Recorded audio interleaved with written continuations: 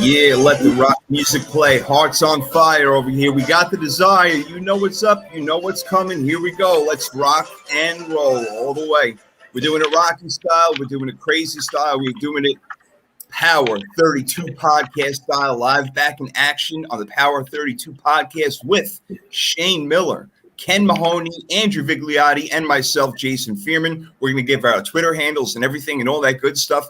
We are here for football, fun, facts, opinions, debates, discussions, whatever it may be. So join in. Come in on the comment section if you want, or you can hit us up later when it's recorded, but we're all here. And let's introduce the crowd, starting to my right on the computer over here is Mr. Shane Miller. What's going on, kiddo?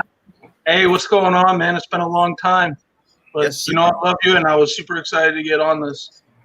I'm back in action. I'm very happy that you're on it right now, my friend. Let me tell you that. Extremely happy. Hey, what's going on? Yeah, I had to jump at the opportunity once you invited me. Well, hey, listen, I'm so happy to have you guys on right now. We're going to get into so much football talk. It's ridiculous. So going around, we got Kenbo J. Slice in the house. Kenny, what's up, man? Hey guys, thanks for having me. Very excited to be here. Appreciate the invite. Oh, yeah. It's going to be fun. Hey, Andrew knows this is going to be fun. It's been a long time since we did a show together also, man. Gosh. Man, it's been years, man. Can't even remember. My God. Amazing. Appreciate you having me on, Jason. Nah, listen, man, the pleasure is mine. Trust me, the pleasure is all mine. So we got a bunch of stuff to get to. We're going to do some neighborhood news action right now. You know how we started off on Power 32 podcast, powered by StreamYard right now. Loving it. It'll be up on Anchor later. And always giving a shout out to Frank Fear and the Sports Column. Go to thesportscol.com if you like writing about sports or something even related to podcasting, whatever it may be. That's the place to go. So shout out to TSC. All right, here we go. Around the table we go. Neighborhood news action. Let's see what's up first. I mean, kind of sort of the usual stuff, but I haven't got your guys' opinion yet on Aaron Rodgers. And look, I made a prediction last year before the start of last season that this would be his last year in Green Bay. And this is way before any of this happened. I'm talking about back in August or July, some crap like that. So I know he doesn't want to go there, but it seems like everything is pushing it back toward Green Bay because it's going to be hard to make a trade. And 38-year-old guy who's going to be next year and giving up 2 first-round draft picks or something like that, it may be inconceivable at this point. So let's go round table over here. Andrew, what are your thoughts on this whole situation with Aaron Rodgers and Green Bay, the quarter pack? Well, I feel like I'm a little bit tied. I feel like I'm a little bit tied to it, Jason. My big dynasty league, I joined last year and signed Aaron Rodgers in free agency. He was a free agent at the time for a 3-year contract. Those who play dynasty football, fantasy football, understand the contracts and the salary caps and how all that goes. So now I was in a predicament here in the rookie draft. Do I go at quarterback at one of my top 2 picks? Because, I just can't trust what's going on with Aaron Rodgers right now. In my opinion, I think he comes back to Green Bay, to be honest with you. I think Green Bay certainly has the leverage. To be frank about it, it's you look at the whole situation, right? Obviously he's upset with Jordan Love going in the first round, a year ago, but really he's no threat to Aaron Rodgers. I mean, come on, as long as he's in Green Bay, he's going to be the guy. And obviously the coaching, play calling at the NFC Championship game last year, obviously the field goal and, not keeping Aaron Rodgers on the field in 4th down is a big thing for him. And I get that. And I think it is for everybody. But certainly the situation will play out where I think, the competitive edge comes back in July when training camp starts with a full year. The crowds are coming back. You should be 100% capacity in week 1. Certainly Green Bay could entertain the, option to trade him past June 1st when, the salaries, I believe, favor Green Bay. I think it's a huge lift off their shoulders if they trade him post June 1st. I'm not exactly sure how those numbers play out, but still, if you're a team looking to get Aaron Rodgers, you have to be in a win now situation, trading potentially 2, if not more, first-round picks for a guy in his late 30s. I mean, you have to think about that. You better be a team that's ready to win now if you're going to do that. We've heard Denver. You could think of, a couple other teams out there. But certainly, I think he goes back to Green Bay. I think, Green Bay is kind of in a situation where they can just kind of let things play out. They did sign Blake Bortles, who has had some success in the league, not a superstar by any imagination, but I think, Green Bay, if obviously you want Aaron Rodgers back, but if he doesn't come back, I think they are prepared enough. They certainly have the talent offensively, with Aaron Jones at running back and Devontae Adams at wide receiver. And of course, tight ends, they do have some tight ends on their squad as well, to be able to succeed in the league. I think they'll be just fine either way. Obviously you want Aaron, but if they don't have Aaron, that's on him. I'm sure he would have to pay back some salary as well. And I just don't see that happening. Yeah, I think a lot of things that you said struck me right there. Number one, Jordan Love is just not ready yet. Had he been ready, then maybe it's a different story we're talking about now, and they would move along and do it. But yeah, they're a ready-made Super Bowl team, especially with Aaron Rodgers being the quarterback, and you can't substitute that very easily. There's only a handful of guys in the league that are going to be able to do that for you, and they're not going to leave their teams like Mahomes and the Chiefs and Josh Allen. Russell Wilson would be a guy that maybe would come to mind, but obviously it's definitely a situation where you swap those quarterbacks. Okay, I can see something happening, but Aaron Rodgers is amazing. Look, we missed out on him back in 2005, my 49ers. We know that there, Ken. So, Ken, I want to get your opinion on this whole thing. Andrew, you made a lot of great points right there. And in our comments section, Bailey Wood says that Andy is right about Rodgers, so he totally agrees with you. But, Ken, you take it away. I want to hear your opinion on what's going on here. Yeah, I think I share some similar sentiments to Andy there. I think, you do have to be in a win now mode if you want to go get Aaron Rodgers. You have to be close. I think Denver is close, but again, it's a very difficult puzzle to put together to be able to pull something like this off, I think. And I think not only do you need to win now, but you also have to ask yourself, how long does Aaron want to win now? And it's true that, as the fall starts to approach, he may, the competitive edge may come back, but at the end of the day, you never know. Maybe he wants to be that Jeopardy guy.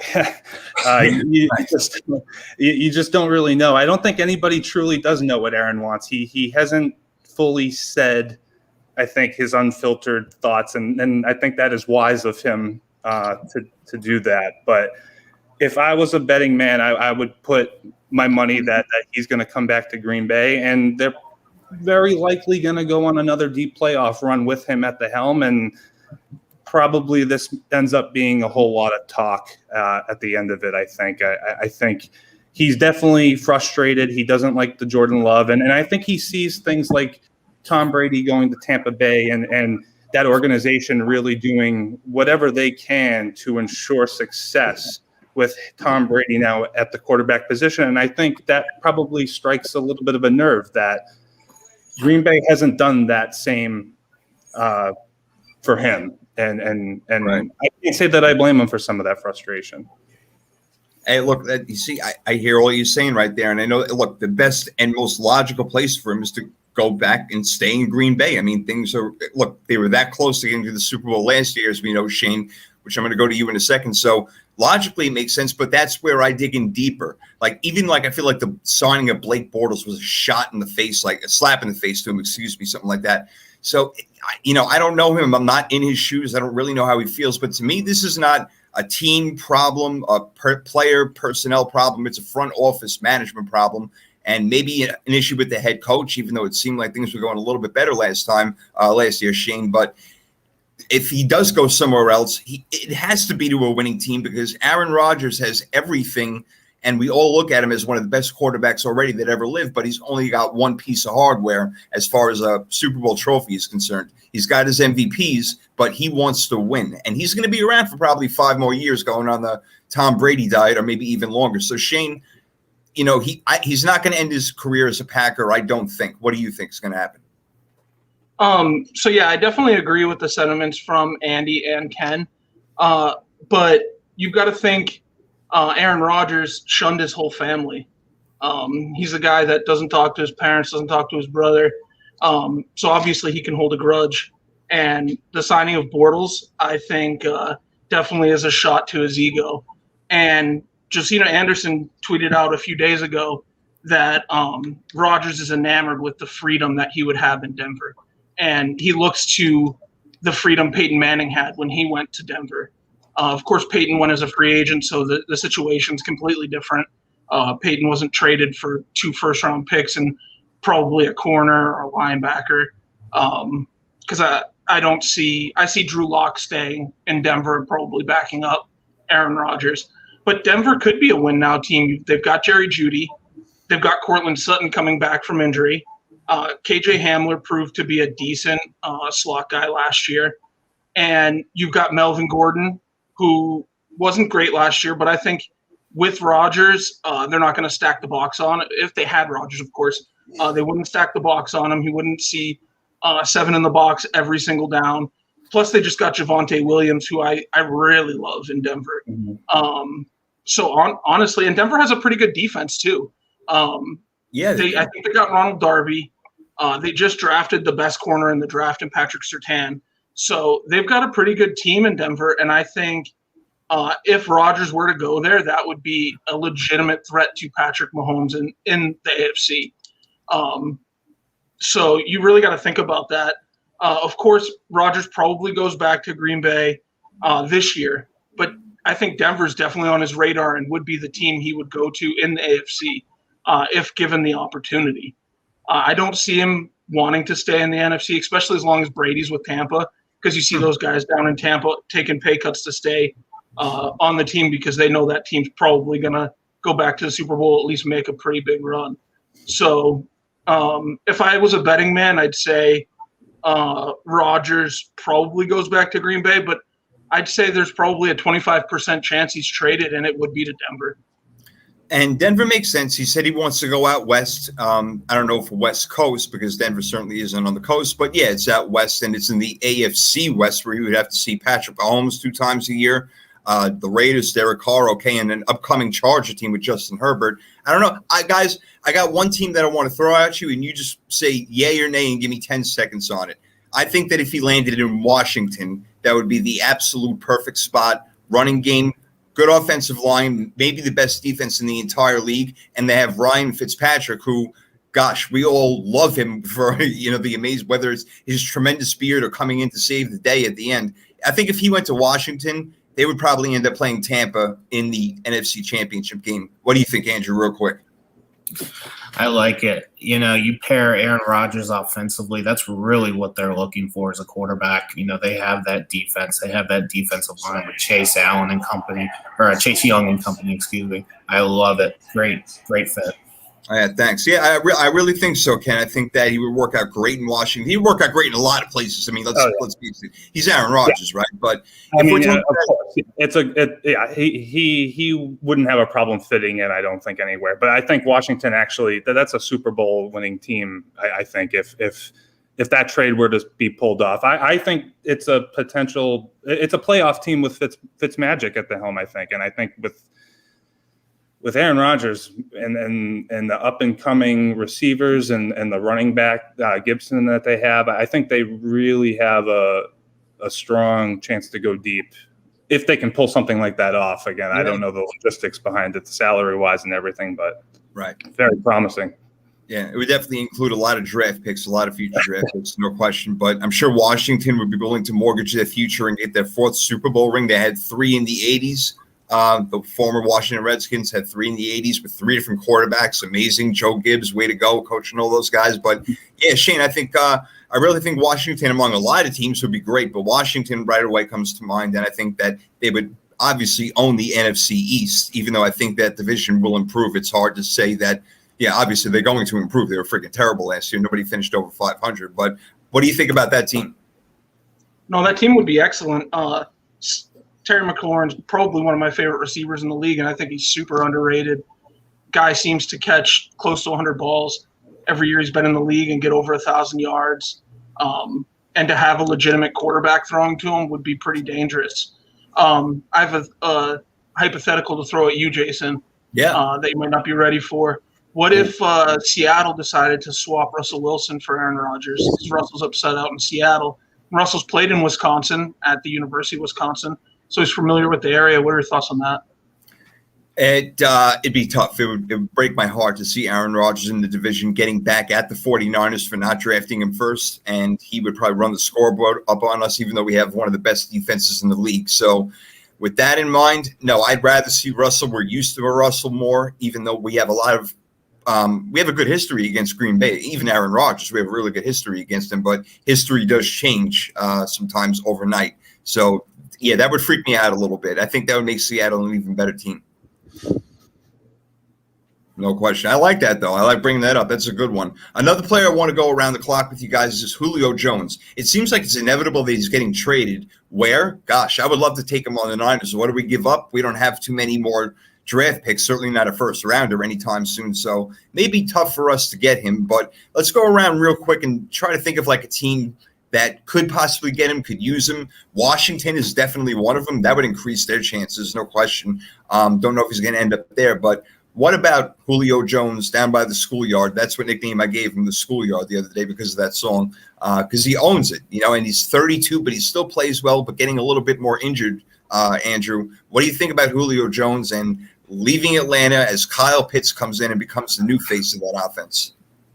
Yeah, I think Julio, it's really just always been a matter of him staying healthy. I mean, you look at, years between 2014 and 2019. He was injured a lot in 2013. He only played 5 games. I think it was that foot issue, Liz Frank, or some sort of foot issue that cost him the rest of the season there. And then in 2020, obviously, it was limited to 9 games. But if you look at the 2014 through the 2019 season, his worst receiving season was in 2019 when he had 1,394 receiving yards. So you can imagine he has been just a consistent playmaker year in and year out. Any year he is healthy. Talking about which team I could see him being an absolute beast on other than the Falcons, this scares me as a Pittsburgh Steelers fan. But if he went to Baltimore and played with Lamar Jackson, that would be something. I think Lamar, obviously with his skill set, he can run, and I think he's looking for that wide receiver. They obviously drafted one in Bateman in the first round, and I think he's a strong player. And they did sign Sammy Watkins, I believe, in the offseason. But still, you put Julio on that team as the number 1 receiver, good Lord, that would scare the crap out of me as a Steeler fan, but I think it would be a hell of a fit for Julio. It'd be a great fit. Ken, I got another one. I'm thinking maybe even Chicago. They definitely need that wide receiver out there to help Allen Robinson. And we'll get to the rookie quarterbacks, Justin Fields. But What do you think about either that team, or do you have another one in mind?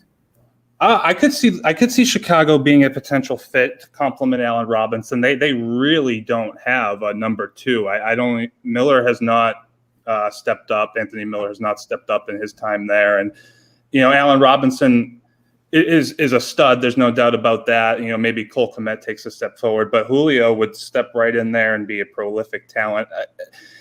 I do wonder for him, though, would he want to go and play? Not that he has a whole heck of a lot of say in any trade talks, I guess, but if how happy would he be playing with a rookie quarterback? I kind of do like Andy's Baltimore take.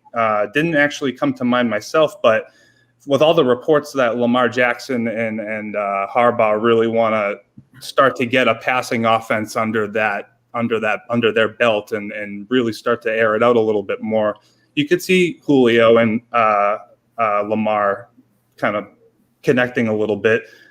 I don't know about the 49ers. As you said, there isn't a whole heck of a lot other than perhaps a Deebo Samuel or some later draft picks. Another team that comes to mind I was reading today, I think it was Mike Tannenbaum saying that the Patriots are the perfect fit for Julio Jones, which struck me as a surprise. Didn't really come to mind, especially with Mac Jones and the uncertainty around who will be the quarterback here. But they don't have a number 1 receiver. We signed Aguilar, we signed Kendrick Bourne. Those are complementary pieces, solid number 2, number 3, number 4 receivers to go with the improved tight end core. But, talk about setting Mac Jones up to succeed when he takes over. If you had Julio Jones added with the potential of those 2 tight ends, kind of a pipe dream, my Homer mentality taking over a little, but I definitely wouldn't mind seeing that. It doesn't have to be a pipe dream, and I know Shane's going to have his opinion on that. Julio Jones is a Bill Belichick player. He really is. Yeah, and the Saban tie, so you never know with the Mac Jones tie. So yeah. It is a fit as much of a long shot as it is. I think it's a sneaky good call. I really do. I think that Bill Belichick notices that he can go get Julio Jones and make things happen on offense. Shane, I already saw you shaking your head in a couple of different ways, so I can't wait to hear what you got, man. Yeah, so like Ken, I also heard Tannenbaum say that the Patriots would be the perfect fit. And honestly, again, like Ken, I didn't even think about that as an option. But it makes sense the more you think about it. You got Cam coming into his second year. Maybe he does awesome. He was doing great pre-COVID last year before he got COVID. Like Ken said, Ken's a huge Cam fan. Cam was everyone's MVP last year until he got COVID and then came back and just stunk. And then you set up Mac Jones with getting Julio. You've got the Saban ties. I mean, look at the Patriots roster and look how many Alabama players are on there. Obviously, Saban's in his year. You trade what? Maybe do you have to trade a first to get Julio? Maybe. Maybe you throw 2 seconds and a fourth, and you get him. You've seen Belichick be overly aggressive this season. I think he really, really, really wants to stick it to Brady, and make a big run without him this year. Oh yeah, and especially since they're playing him week 4, you get a Julio. That game becomes what most people think is going to be a blowout. To maybe this is an interesting game. You've got Julio, you've got Kendrick Bourne in the slot, and you've got those 2 big tight ends. I mean, that's, again, like Ken said, probably a pipe dream, but if it happened, I'm streaking through the neighborhood. I love it. And man, he's like, please don't. Please, Andrew, you go to bed before that happens. I'll give you a warning. Don't worry about it. It's funny. I love it. But no, you know what? I hadn't thought about the Patriots at all for Julio Jones, and it makes a hell of a lot of sense. It really does. I like the call. Yeah, again, another guy who can help out a lot of teams in a lot of different situations. Even the Kansas City Chiefs, who have lost their 2s and 3s, they have Tyreek Hill, which is amazing. You put Julio Jones on that team, and again, they're going back to the Super Bowl, so that would be pretty freaking scary if you're an AFC West team, and again, you're not the Kansas City Chiefs. So I'm hearing you guys all around on that. All right, I got a couple of things I want to ask you guys real quick before we get into the rookies of the NFL. And again, glad you guys are listening to us here on Power 32 Podcast with Shane, Ken, and Andrew Bigliotti. Again, my name is Jason Fearman. Catch us tomorrow, actually, on 3rd and 3 Podcast Wednesday. We'll save that for later. Saying the neighborhood news, guys. Shane, let me go back to you real quick. Now it's 17 games in 18 weeks. I'm sorry, 18 week 17 game schedule that they're going to have now. 2 thoughts come to mind. Here's the first one. Should they or should they not have 2 bye weeks? Because they used to do that in the NFL way back when. They would have a couple of bye weeks when they first started with the 16-game schedule. I think that they should throw in another bye week, including expanding the roster. Shane, what do you think about that notion? And I got another one to propose to you guys after we go through that one. So yeah, I do like the 2 bye week option. I think the game's already super physical, and you're already seeing a lot of injuries, even in just a 16-game schedule. So now you're adding in that extra game. That's an extra chance for injury, extra chance for big injury, extra chance for overworked players, which also causes big injury. So I'm definitely in on the extra bye week thought. Does the NFL do it? Possibly, but I think it wouldn't happen for a couple of years. I think just because they see, NFL is all about the money, and with 17 games, that's another big paycheck. So right now, I don't think they do it, but it's definitely something that I thought of as well. Yeah. So here, Ken, thanks for that, Shane. Again, I'm along the lines with you. So here with the 2 bye weeks, Ken, and have them, and it would actually create more revenue for the league because you would probably end up adding an extra week because you have so many other teams that are going to need an extra bye. Again, 32 teams, plus 32 teams going to have those byes. So for the NFL, if anything, it gives them more weeks of NFL play if you add in 2 bye weeks, and the players can get healthier quicker, hopefully. What do you think about that? Yeah, I like the idea. Interesting topic. I hadn't really thought too much about it, but it's an interesting concept. I think if you're not careful with these extra schedules or these longer schedules, you're going to run into situations where you might even start to see some load management, as crazy as that sounds. And I think that might be something. Not crazy. That makes sense. Yeah, I know, of course, and I think that's something that I think as fans we don't want to see. As fantasy obsessed junkies, we don't want to see that either. That's just going to make our fantasy championships a nightmare. So yeah, I think you don't want to have situations where you're resting guys too much for the playoffs. I think having that second bye week is it's a good idea. I mean, it extends the season, and I don't think anyone's going to complain about more football.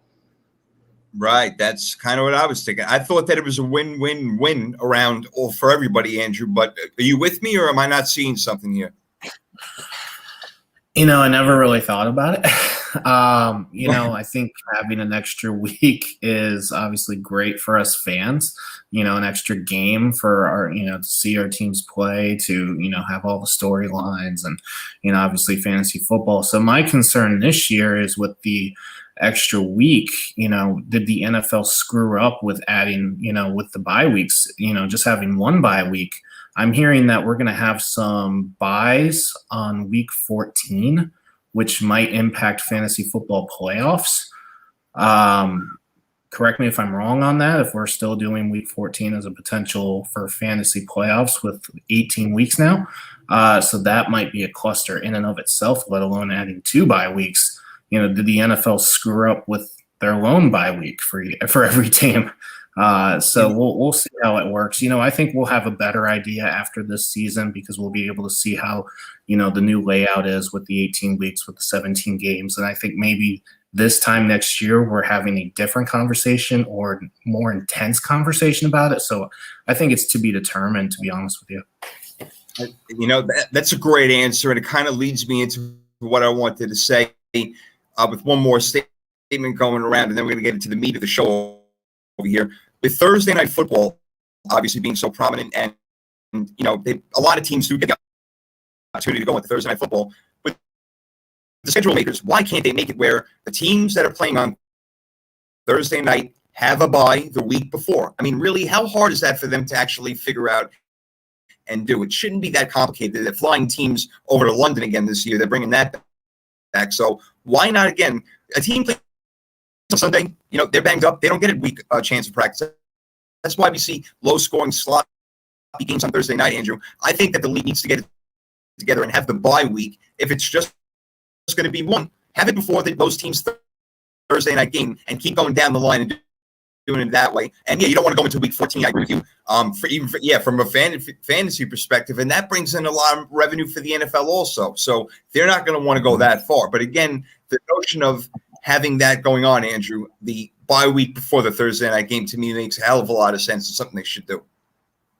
Yeah, absolutely. I mean, you would think that the NFL would have, if they want to put these Thursday night games together or these London packages together, you would think they would have a better idea from a logistics standpoint how that would fit for every team.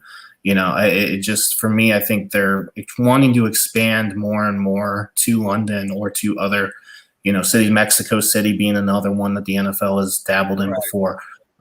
It's just a lot different, for these teams that the NFL is asking for these teams to go above and beyond what they're normally expected to do. And I get, these guys get paid millions of dollars to play the sport and everything, but, it's a grueling game, grueling more than any other sport out there. So, to me, I think that we've got to be able to put these teams and these players in the best position. If we want more out of them, we have to put them in the best situation for them to be, play the game safe and, to put them in the best situation, safest situation. 1,000,000,000%. And that's why I think Ken, having their bye week before the Thursday night game, if it can work out, it may not work out for every team, obviously, because not every team is going to play Thursday night football. But if they can do it to the best of their ability, I think they can freaking figure it out, man. They figure everything else out. Why can't they do this? I mean, with the amount of money they're generating, I don't think anything's impossible, right? So, it's exactly right. I mean, if you're going into a Thursday night game, you should be coming off of your bye week or figure it out a certain way that makes it make sense. Nobody should be going from Sunday to Thursday playing, and the product suffers. We the fans don't get a good product. The NFL itself doesn't get a good product, and there's cleaner ways to I think put it together. And if they need help, I'm more than happy to offer my services to figure that out as for part time. No problem at all. Yeah, right. We're just throwing it out there. Yeah. Hey, throw something out in the universe, it might come back to you. I totally agree. But Shane, now you to get your opinion on this, and then we're going to get into the rookie quarterbacks, which I can't wait to talk about with you guys and the teams they went to and all that good stuff. But again, just very simply put, the schedule makers should be able to figure this out. When we talk about players' health, safety, if they want to show that they're at least trying to freaking do that, then go ahead and give the bye to the teams before the Thursday night game as much as you possibly can. No, I totally agree with everyone's sentiment on this. And Goodell says he wants to be the leader in CTE research and everything and concussion protocol. You would think he'd step in and adjust the schedules himself if the schedulers aren't getting this right. You've got guys playing Sunday and then coming back and playing Thursday. In this sport, I mean, in this day and age, you got to worry about concussions, and if you seriously are worried about concussions and player safety, you've got to have that bye week before the Thursday night game. And I mean, there are some teams that play the Thursday night game a couple times a year, so you got to think, what happens there. I think that needs to change. I'm not a big fan of the London game. It's usually never a great game. I mean, the Jaguars are obviously an up-and-coming team. I'm picking them to be on Hard Knocks. So, I mean, maybe this year will be a better game. But, I mean, if you really want to showcase our sport overseas, why wouldn't you put two great teams over there and let them, give them a bye week, send them over there, let them chill over there for a week, and then, do their practices and whatnot, and then put on a great show for London. Instead, they send the Jags and Texans. And it's just a crap game. I mean, that's another topic. Yeah, right. It's another topic. They're sending Jacksonville again this year. They go every year. It's their second home, or maybe their real home, because they have more fans than they do with their own home state. But Jacksonville's going to play Miami, and the Jets are playing the Falcons. We're talking about teams all but losing records, except for the Miami Dolphins. And I can't wait to talk about them in 2 and the improvement they had, just missing the playoffs last year. But all right, that was cool. I want to go around the table and talk to you guys about that. Now what I want to get into is the quarterbacks, the rookie quarterbacks that were drafted, that went 1, 2, 3, and then 10 and 15, whatever way it went, I forget. But obviously, Trevor Lawrence being the first guy to Jacksonville, and Zach Wilson goes to the Jets. Trey Lance to the 49ers. Everybody was pondering and wondering what's going to go on there. I'll tell you what my thoughts about that also, and we're all going to get chop over here and see what happens. Mac Jones falls to 15, and who did I miss? I think I got everybody, unless I missed somebody. Justin Fields to the Bears. Trey Lance, Zach. Oh, John, exactly right. Justin Fields to the Bears. I'm sorry, I could forget that. Yeah, so that trade got pretty good for them. Actually, my partner Damian predicted that the Bears would make a trade. He didn't get the spot right, but he predicted they would make a trade to get Justin Fields. So here we go with these guys in here, and it could be one of the better classes that we've seen, and time will tell in that aspect. I want to touch on the Niners spot real quick first, because all the controversy built around that, and you see me wearing my Niners jersey, and of course my name. So I'm a full-time Niner, and I always love it when is that you're a 49ers fan? Like, yeah, I've been a 49er fan for 40 freaking years now, 41 years is how old I am. So I'm more part of that team than anybody has ever been, all right, including the owners. So I knew they weren't drafting Mac Jones, guys. I know there's a lot of guys who like Mac Jones out there, but you do not give up 2 first-round draft picks and a third that season to get a guy like Mac Jones. He's not Trevor Lawrence. He wasn't talked about it like that. He was never measured it up to an Andrew Luck or any other big quarterback that had come out any time recently. So I knew it was going to be either Justin Fields or Trey Lance. I thought it was going to be Fields, and I would have been thrilled with that. But I'm also thrilled with Trey Lance, and here's the reason why. Kyle Shanahan, the scouts, John Lynch, our GM, they know what they're doing. And they kept this a secret for a long time. Everybody and their freaking grandfather thought that they were taking Mac Jones, and it was a total smoke screen. How it got out there, I don't know. But may have caused a little mischief at the beginning. So, guys, listen, here's the deal. Here's what I think is going to happen with the 49ers. I want to touch on all these quarterbacks. Jimmy Garoppolo is going to start until either A, he gets hurt, which is almost inevitable, or B, they start losing, and he is the reason for it. So Trey Lance ideally would be in a Trey Lance ideally would be in a Patrick Mahomes situation where the 49ers are playing great and put him in the last week of the season because we don't need it, and then start him the next year. That would be ideal, obviously. But did they make the right move? Andrew, did they make the right move with the 49ers by taking Trey Lance, a guy who did not even play last year, but the year before, 20 touchdowns, no interceptions. But again, at North Dakota State, where also Carson Wentz went. What do you think?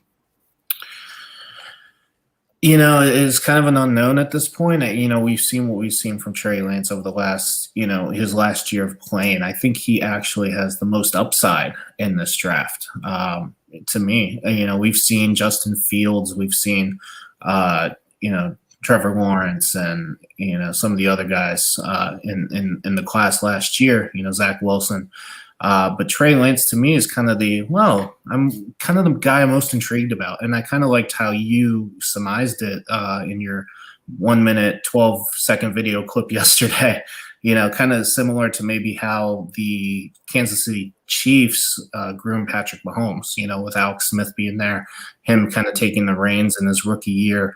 And Trey Lance coming in, Patrick Mahomes coming in week 17. We got to see a glimpse of him.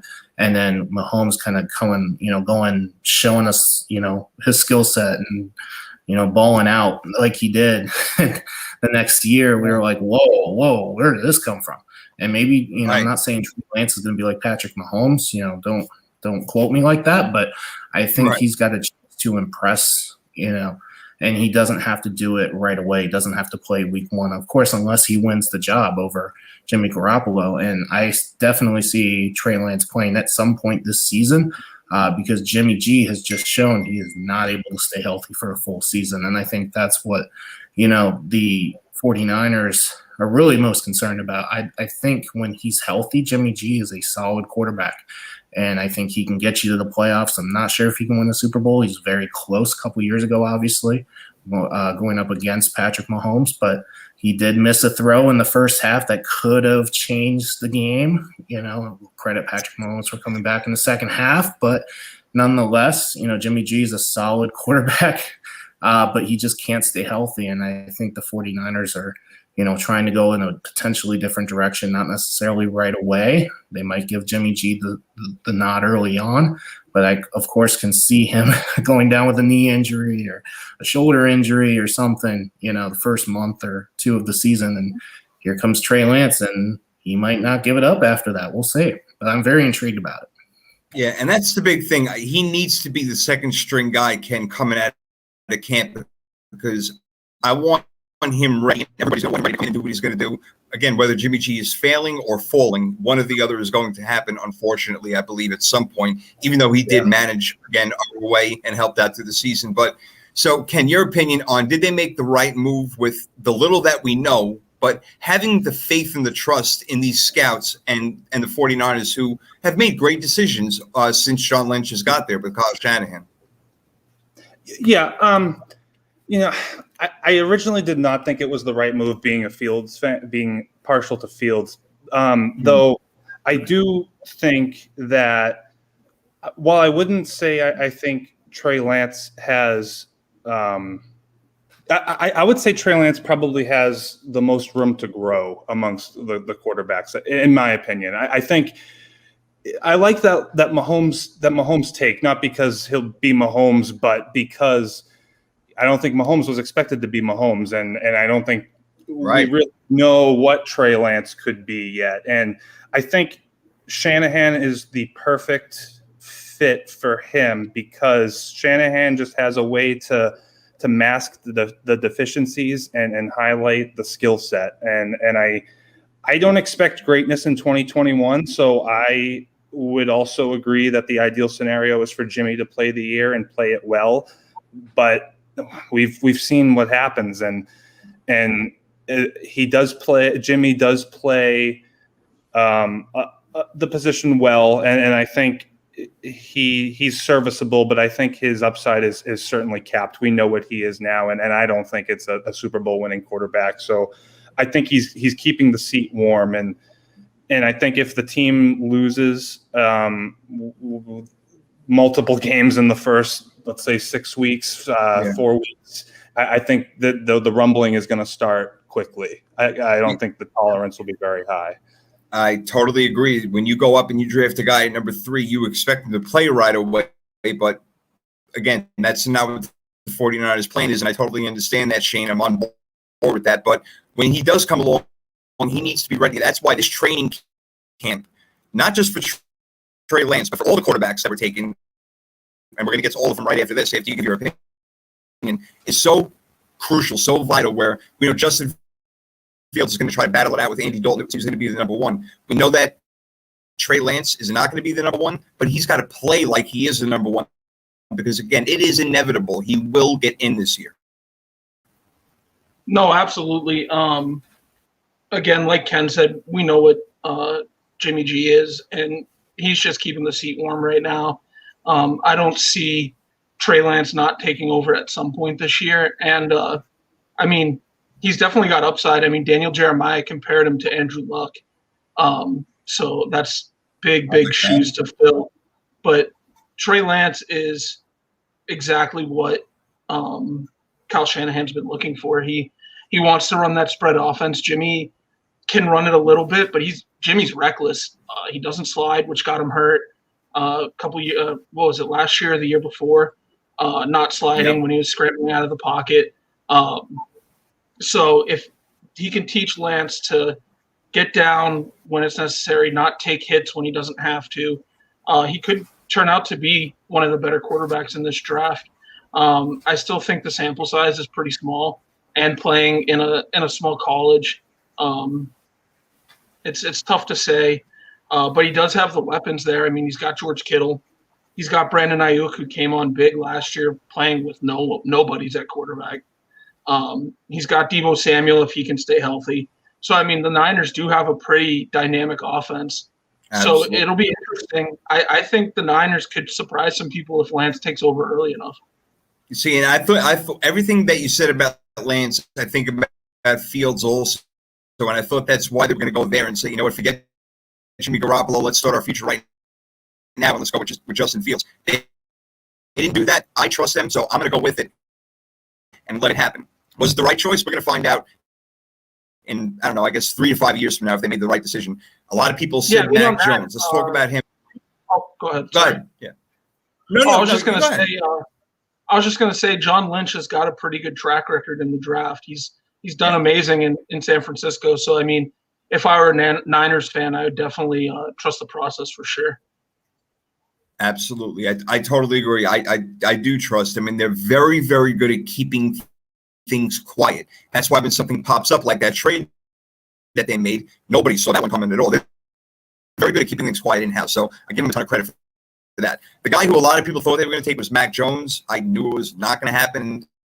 I'm glad it didn't happen, not because he's a bad quarterback or anything. I don't think that he had an amazing year last year at Alabama, but a lot of people say, okay, well, Shane, it's Alabama, so they had Devontae Smith, and all these other players, Jalen Waddle, whatever it may be, and they were wide open by 10 yards. But he was pinpoint accurate. He's not an athlete. He can move. So I can see why he's appealing to certain teams and why the Patriots went ahead and drafted him. But here's the problem. Let's go around real quick on this one. Shane, we'll go to you first. Come around clockwise. Counterclockwise, whatever freaking way going on. I forgot all about that stuff. So you're going to start Cam Newton. If you do that, Josh McDaniels needs to have 2 playbooks, obviously, right? And this is something that he's dealt with before in Denver with Tim Tebow, where he had to have a different playbook for him. So if you go with Cam, you're going to be running your offense one way. You go with Mac Jones, you're running your offense a completely different way, more drop back style. Whereas opposed to Cam Newton could be running the ball and they can do more bootleg action with him.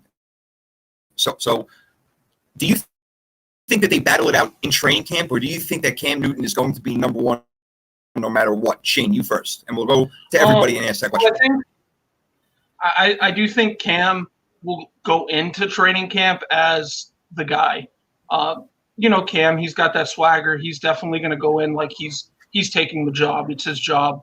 But don't sleep on Mac Jones. That kid's good. He's real good. I mean, he threw for 4,500 yards last year, 40 touchdowns, only 4 picks. He was thrown to Devontae Smith. Jalen Waddle got hurt. So Devontae Smith didn't have, 4,300 receiving yards. Granted, he did have an amazing season. He broke the Joe Burrow's passer efficiency. He broke Colt McCoy's QBR rating. So, I mean, the kid is good, and he can move a little bit in the pocket, like you said. He reminds me a lot of Matt Ryan, and I know Ken hates that comparison. But that's kind of who I think of him as. But I think he's just got it. I think he's got it. This kid is good. He's going to come in. He's going to compete day one. He's going to show what he's got in rookie minicamp too. So I think there's a very good chance that he comes out of training camp as the number one guy. I think you'll see him and Cam battle it out in preseason game 2 and 3, and then we'll for sure know the starter week 4 of preseason, which is pretty normal. But I really think Mac Jones is it. I think he could come in and win Rookie of the Year and be better than Burrow. I know that's kind of preposterous in some people's thinking. I think he's going to be better than Trevor Lawrence. I think he's definitely going to be better than Justin Fields. So, and Zach Wilson, I'm not even thinking about. That kid's going to stink. Wow. All right. So, Shane. So I think Mac Jones is going to prove why he should have been taken number 1 overall. I mean, Trevor Lawrence was the consensus number 1 for 3 years now. So, yeah. I mean, Urban wasn't going to pass on him. I mean, Trevor kicked Urban's butt multiple times, so Urban kind of had to do him the favor and throw him a bone. But you're gonna see Mac come out, and he's gonna do some big things for New England. Yeah, he threw him a T-bone is what he did. Urban Meyer. I see what you did there. Yeah, I don't even want to go there because that's a whole nother show in itself, and I want to spend an hour on that topic and make me go absolutely insane. So Ken, and then we'll go to Andrew. Same question posed to both of you guys. Ken, what do you think? Again, with knowing that Josh McDaniels is going to have 2 playbooks unless they fully commit to Mac Jones or they fully commit to Cam Newton one way or the other. But look, they took the kid 15. They're going to play him, I would think, at some point this year. If not, obviously next year he'll be their starter. So now you got 2 playbooks. Josh McDaniels, he can do what he's done before. But who do you think is going to ultimately have that job this season? Will Cam play well enough to keep it, or will Mac Jones beat him out in camp or something like that? I think it's without question that Mac Jones will be the starting quarterback for 2022. Shane, I think for 2021. Okay. I think we're going into 2021. I think it's Cam's job until he stinks it up in an NFL game or 2 or 3, and it might happen. It very likely probably will happen. But I think there is a chance that it does not happen, and I think that is what the Patriots prefer. I think the Patriots prefer a growth season. I think if Cam can control the arm, not throw it into the ground, hit his receivers, be a little bit more accurate than we saw last season. Yeah. The Patriots are going to win 2 more games and be above 500. And I think unless it's just absolutely putrid, like we saw for stretches last year, I don't think that Belichick is going to want to turn to Mac Jones. And I'll be honest, I didn't like the pick at first. I have warmed up to it a little bit after reading up on Mac a little bit, and it's not as bad as I had thought. I do hope that he gets it. I do hope that he takes the job seriously, and I do hope that he can fit in well with this system. You know, he is accurate. He can really kind of build and sort of build off of those kind of short, accurate throws, I think, with this receiving core that made Brady famous for so many years. That I think it's possible, but it's not probable. If we're going to see him, we're going to see him by week 6, or we are probably not going to see him at all. And I think it's possible that Cam does come out, and I think he could be a serviceable NFL quarterback. He was a lot of people's MVP of the league after 2 weeks, as silly as that is, but he got COVID. He had a very short camp with the Patriots, and then he never really, I think, got his footing under him. And I'd like to see what a full off season with Belichick does for him. So I'm going to give Mac a chance. I didn't love the pick. I thought that was a reach. I thought they took the 5th of 5 quarterbacks available. And took the one that fell to them rather than going to get one. Maybe this was their guy, and if it is, good for them. But I think in another year, Mac Jones might be a 2nd or a 3rd round pick, and I think with the quarterback hysteria and Robert Kraft breathing down his neck, Belichick made the move that he did, and I think it long term, I think it looks well for this year.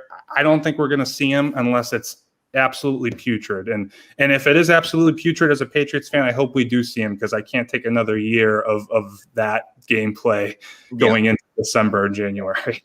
Totally understand that, and yes, like you were alluding to before, in all fairness, Cam Newton, he did get COVID. It was a shortened season, if you will, with no preseason. Everything was done on Zoom. So, what do you want from the guy? And then he gets hurt because of his style. So he was put into a bad situation, not to mention half the Patriots team decided not to come back last year and play. Yeah. So now they're coming back. And they made a lot of really, really good moves, grabbing a couple of tight ends over there.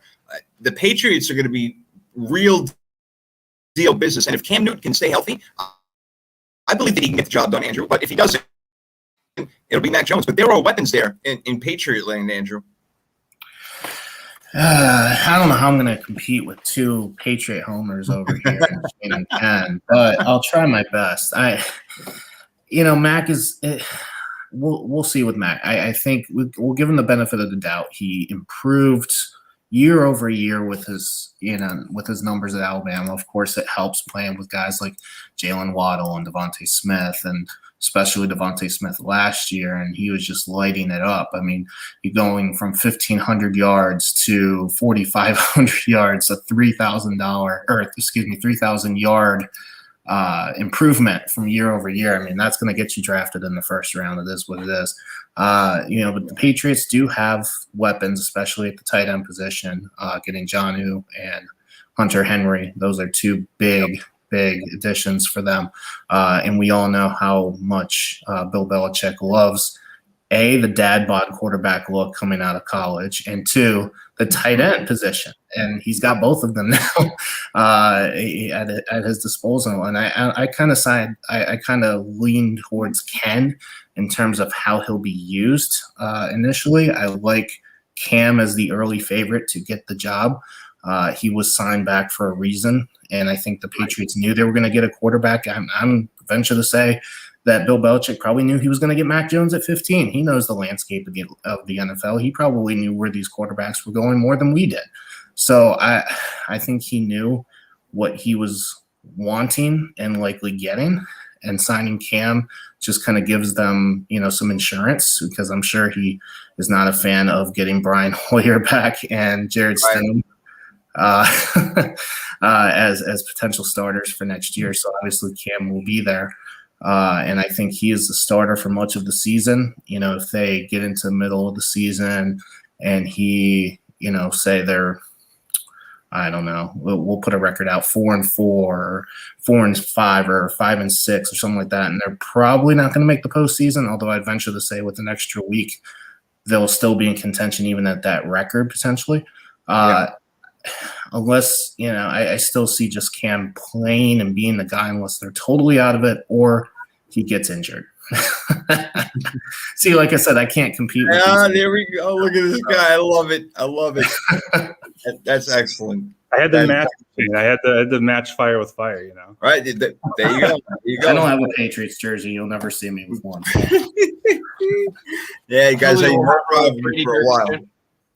Shane, listen, if you want Jimmy Garoppolo back, I would be happy to figure out how to make a trade. No problem, man. I'll do it in a heartbeat.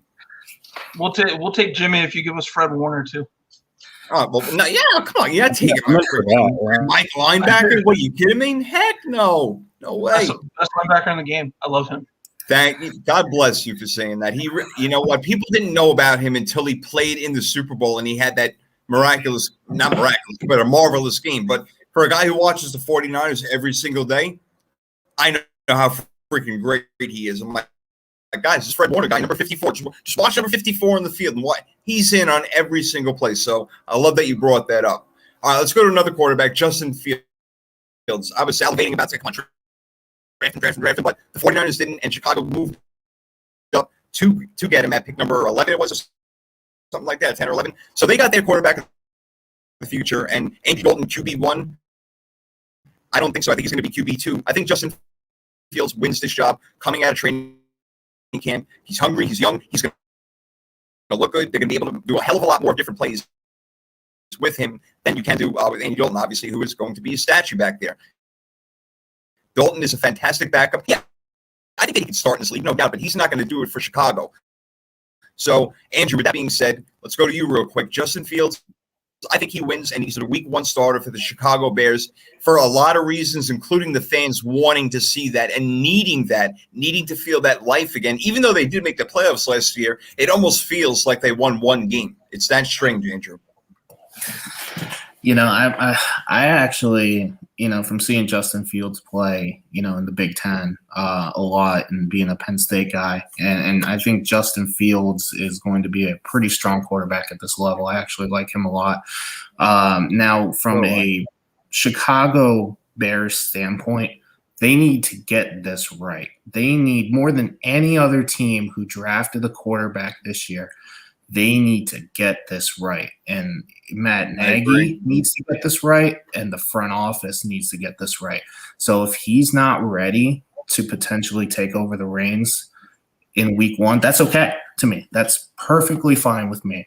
And I'm not a Bears fan. I'm just looking at this from an outside perspective, thinking what is best for this franchise. And Andy Dalton is a solid complementary quarterback. And, you know, we kind of saw him – up and down last year, taking over for Dak Prescott in Dallas with his, you know, unfortunate injury. But I think Andy Dalton is a serviceable quarterback at this level, can still get the job done. Obviously, you don't want him playing all 16 games this year.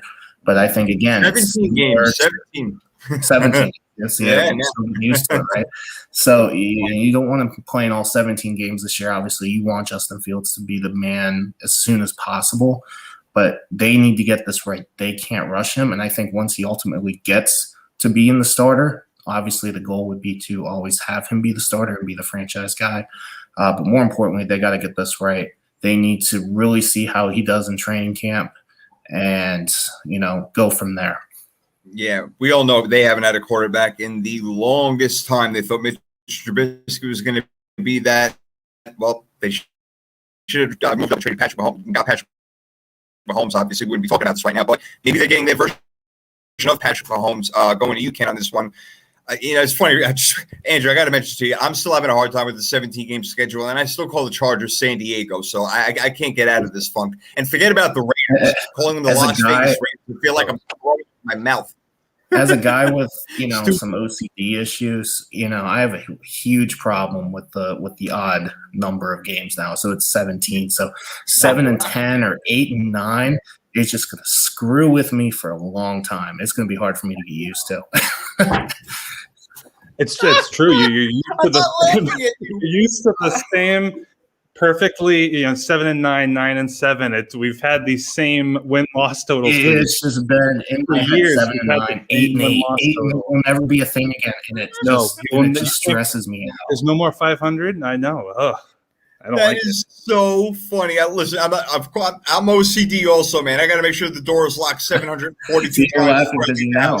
But I am telling that is hysterical to me. And again, not making fun of you at all, but that was absolutely perfect what you just said right there. It's going to screw me up for life with these friggin' 17 games now. Yep, everything is weird. I don't even know. Like 9-8 is a record now. It's not 9-7 anymore, like you said. Oh my God, how ridiculous! But I'm rooting for the 8-1, team this year. Yeah, right. Yeah, and it'll probably be Philadelphia or something. You got a tie or something like that. Oh my God! Now that I lost my train of thought, who was next? Ken, were you finishing up, or am I going to Shane? No, I think we were on Fields. Though, Fields, right? Frankly, Andy is right on. It really doesn't matter if he's starting or not. And I think it would be good. I mean, I sound like a broken record. I think this is the third straight quarterback I've said this for, but I think it would be good for him not to start right away. And because I think you have Andy Dalton, you brought him in.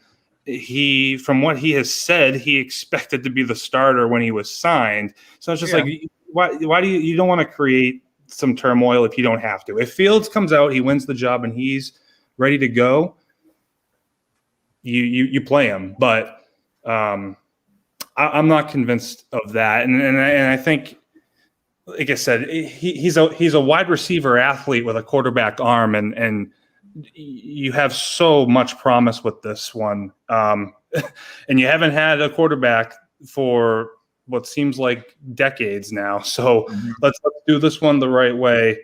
We don't know how the college game will translate to the NFL. The school typically is not the greatest in terms of the development, but I like him. I like the talent, and I want him to succeed. And I think the best way for him to do that is to not be rushed. That makes sense. It does. I'm a little bit on the other side of the fence with this one, Shane. I got to tell you, I think he in that spot where he almost, again, not against Andy Dalton, but they got to do better than last year. Obviously, that's what they want, even though Justin Fields could be a project if you want to consider that. I think that he's one of the guys that needs to come out and take his lumps right away. I'm in that camp. I don't think that's for every single quarterback. I think Freddie's got to come out and take his lumps right away and get the NFL speed. So Chicago can be a playoff team again, and maybe even better, because they still do have a pretty decent defense. They don't have a whole lot of offense, but Fields can make up for their deficiencies in offense by doing RPOs or bootlegs or whatever it may be. So I think that kid needs to get out there really quick. Look, if it's not week 1, then I'm thinking week 3, 4, 5 at the latest if Andy is not getting the job done. Yeah, so let's remember, Nagy came into Chicago from Kansas City. He didn't get to draft Trubisky, so Trubisky wasn't his guy. And I think, for the most part, Nagy did a pretty good job with Trubisky. I mean, he made him look like a playoff quarterback at times. He did okay. And leading up to the draft, I heard a story about Nagy and how he was integral in the Patrick Mahomes pick in Kansas City. And he said Mahomes was the only good quarterback in the draft, was the only Hall of Fame quarterback, is how he put it, in the draft. Wow. That year. And they went out and they took him. And then I guess Nagy had said that the same sentiment about Fields that he said about Mahomes in this draft, that Fields was the only Hall of Fame type quarterback in this draft. So I'm interested to see how that plays out. But let's also remember that Fields is not a stranger to sitting for a season.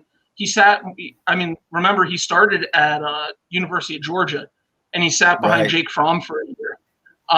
And that's what led to his transfer to Ohio State, where he just lit it up in his sophomore season.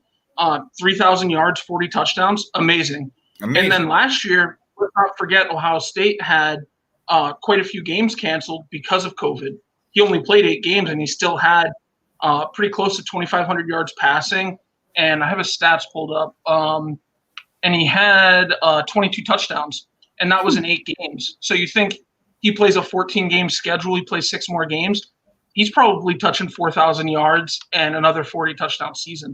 So he could have argued, it could have been a pretty close tie between him and Lawrence if he had played a full season last year. So that's kind of what I look at. I think like Ken said, it wouldn't hurt not to rush him.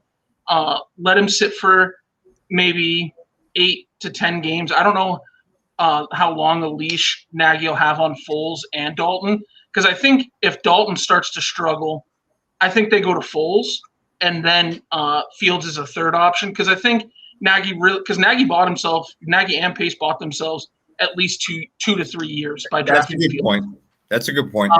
So you think maybe he has a longer leash with the two older guys, two veteran quarterbacks, because he really does have a good defense there. Maybe relies on the defense and lets Dalton just be a game manager for a season.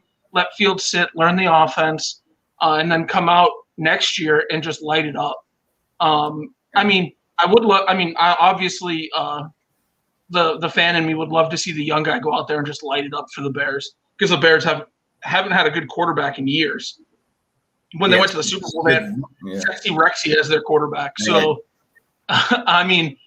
Rex has probably been their best quarterback. And, they had Cutler, but Cutler's a bum.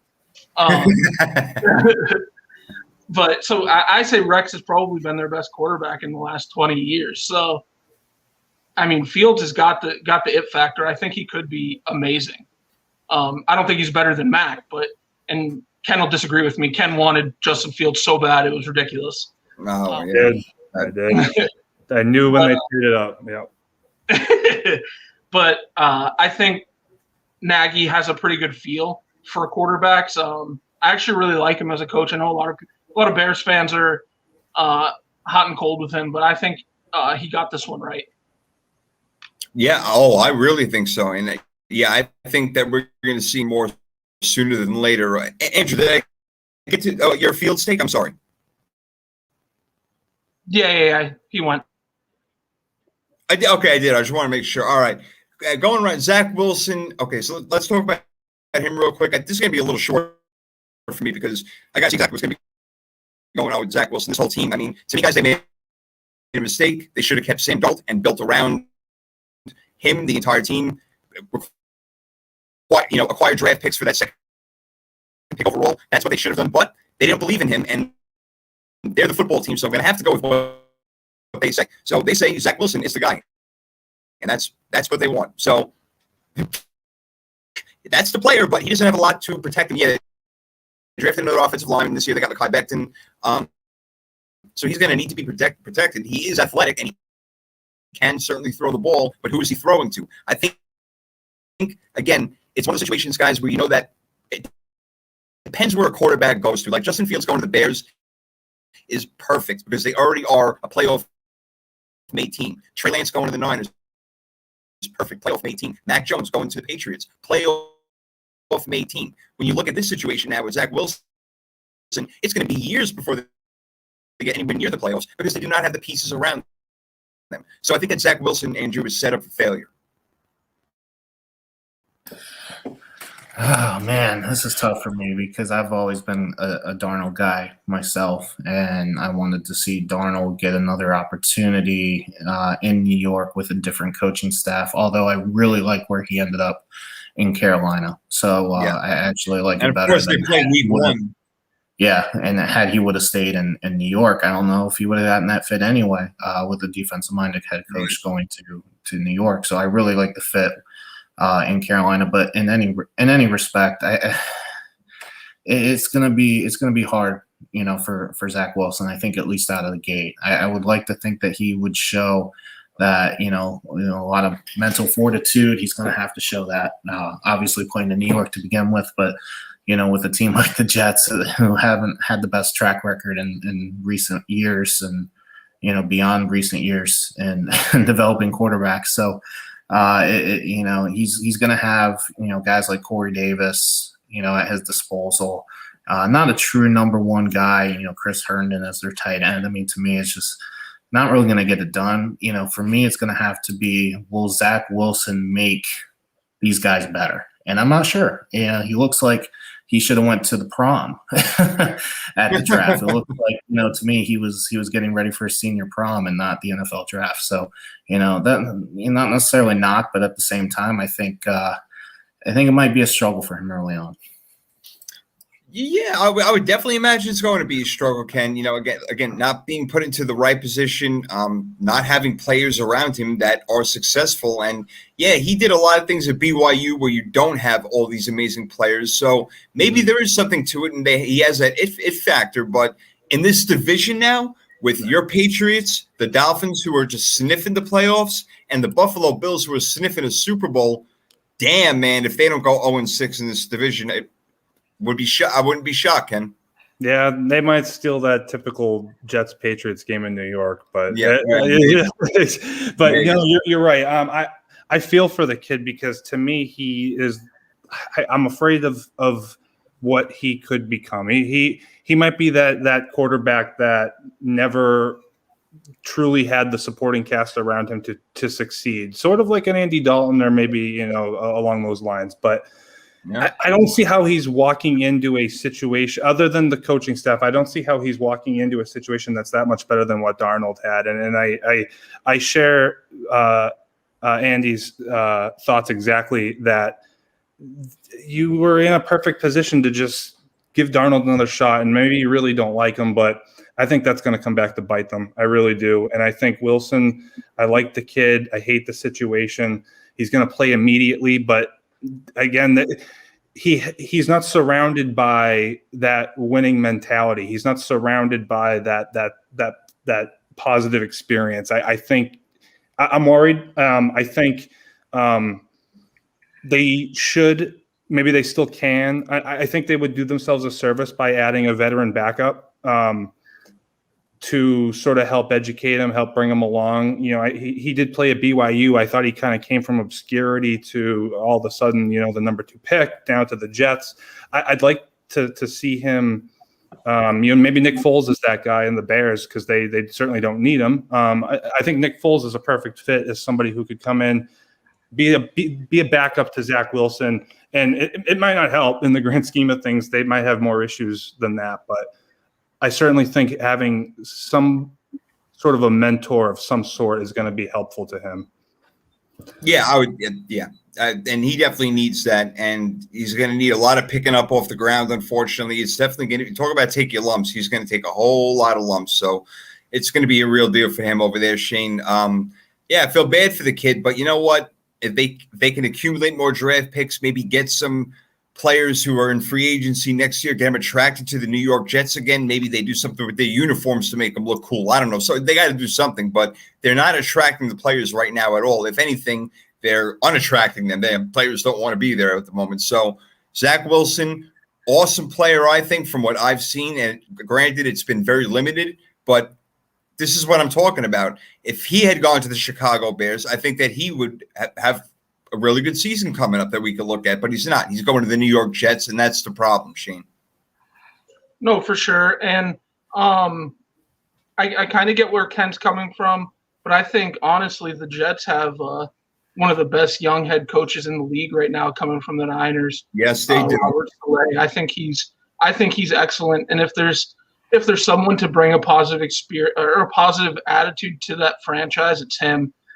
He's got a fresh mindset. He brought in a ton of offensive guys because he knows his limitations. He knows he's not an offensive whiz, so he brought in a bunch of offensive guys to help kind of run that side because he's going to have the defense humming.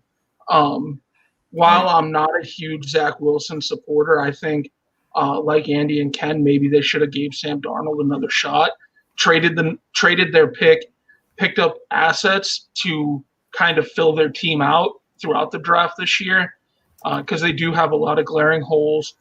They don't have a true number one. I do really like the Corey Davis fit. I think he really came along with Tannehill last year, and that's kind of where I see Zach Wilson in the mold of a Tannehill, maybe an early Tannehill with the Dolphins. He's not amazing. He's not going to, shatter glass or anything. He's just kind of there. Especially in a division where you have Cam Newton, Mac Jones, you've got Tua, you've got Josh Allen, and honestly, I think you've got the best coaching staffs in the league in that division. I think Brian Flores has been amazing in Miami. Sean McDermott's obviously proven his worth in Buffalo, and we what you're getting from Belichick every year. So it's going to be tough for Wilson. I think he's going to have a lot of weird defenses thrown at him because all these guys are defensive whizzes. I think he's just really going to struggle. And like Ken, he would have done well to get a veteran backup like Nick Foles and maybe start a Nick Foles and let Zach Wilson get acclimated to the NFL because he's coming from BYU, which is a big step. I mean, I know we've seen Steve Young come from BYU. We've seen Jim McMahon come from BYU. But I don't know if Zach Wilson's cut from the same cloth. And even Steve Young coming from BYU, he had to go play, for in the USA League and Canadian football, I think, for a minute or two, whatever it was. So yeah, he was in the USFL, yeah. Yeah, the USFL. So, yeah, and then talk about a guy sitting and waiting your time, waiting to sit behind Joe Montana for like 5 years, my goodness. And then he finally gets a chance and becomes the MVP and guy we all know and love. So it's funny how things work out. Aaron Rodgers, he sat years behind Brett Favre, and now he's dealing with the same situation that Brett Favre dealt with. It's really amazing how things come full circle and how you quickly understand that you're not that important anymore to the organization. You're a player and you're going to come and go, but this team is going to be here for the next 30, 50, 100 years, whatever it's going to be. You see the importance of that. We see the importance in the last quarterback we're going to talk about, Trevor Lawrence. We all knew he was going first. It was like, obviously it's going to happen. Trevor Lawrence going first, the Jaguars. They actually get Travis Etienne to go along over there, which is kind of weird because James Robinson, an undrafted guy, had an amazing year last year, running over 1,000 yards. But Urban Meyer has already kind of had bad talk about him with the whole Tim Tebow thing. And then bring in that coach, I forget his name off the top of my head, who should not have been near anywhere. So he's got to realize he's in the pros right now, Urban Meyer. And he's going to have to treat these guys like professional men, not like kids who are athletes trying to make a name for themselves and will say yes, sir, to everything. So I'm really curious to see how Urban Meyer deals with that and Trevor Lawrence, how he responds and how he plays. I think that Lawrence is seasoned, ready to go. Ken, I'm going to go to you first. I think that he's absolutely ready to go. There's no reason why he's not going to be the week 1 starter. To me, it's impossible. He's starting week 1, drafted at number 1. They have DJ Chark, Keenan Cole, I believe. Not a whole bunch of guys out there, but when you have a guy like Trevor Lawrence, who is athletic and has been the top quarterback on the planet since he was 13 years old, I have a lot of confidence in that and think that their offense could be pretty good. Now, they traded away half their great players already, so they're going to have to rebuild. But as far as Lawrence is concerned, I think that he's going to get the ball out quick, play a really good, solid game all year long, and I think that hopefully, unlike Joe Burrow last year, he'll stay on his feet the entire season. So going to you first, what do you think about Trevor Lawrence in Jacksonville? I think he is great. I think he's fantastic. He's pro ready. He is ready for the NFL, in my opinion, and I hope he stays upright. I hope to God he stays upright because him getting hurt would be bad for the league. This is one of the most hype prospects I think I have ever seen. I mean, they've been talking about this guy being the number 1 pick for 3 years now. So there's only two guys, Ken. Only 2 guys that come to mind that had this much hype, and that's John Elway and Andrew Luck. That's it. Andrew Luck, definitely Andrew Luck comes to mind. Those are the only 2. I'm a big Andrew Luck fan.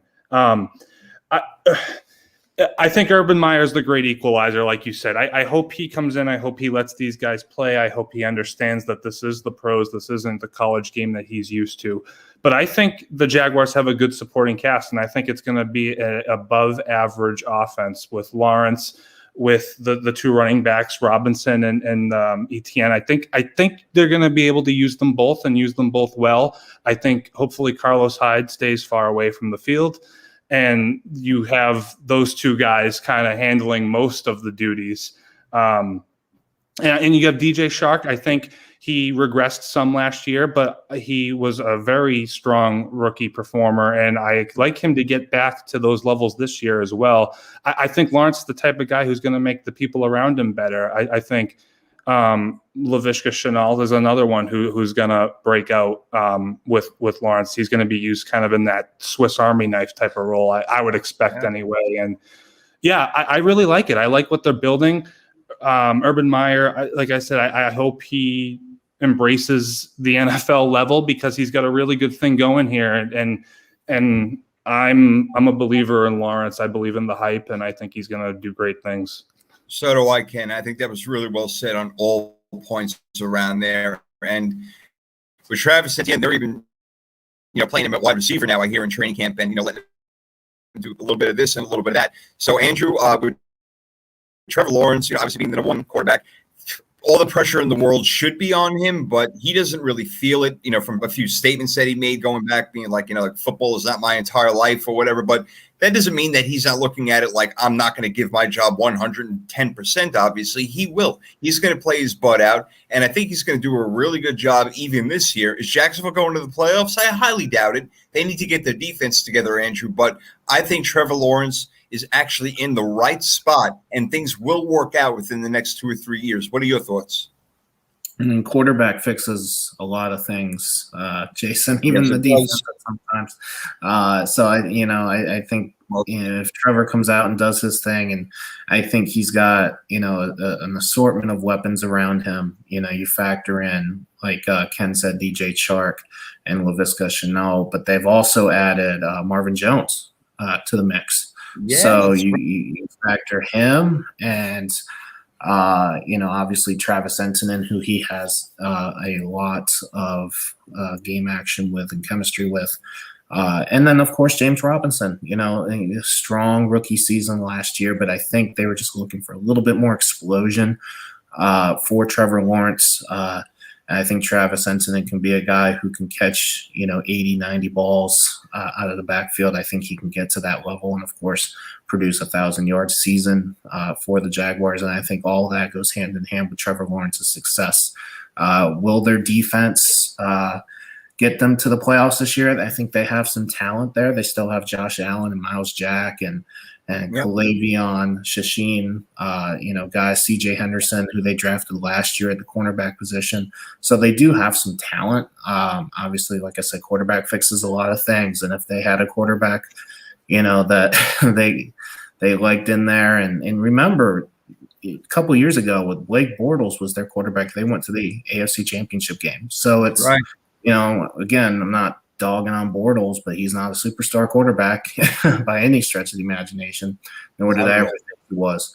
So if Trevor Lawrence can come in and do his thing and be the Trevor Lawrence that we're all expecting him to be, Jacksonville is gonna surprise some people and maybe even compete for an AFC South division. We'll see. I think Indianapolis will have a lot to say about that. Yes. But ultimately, I think Jacksonville's in a good spot.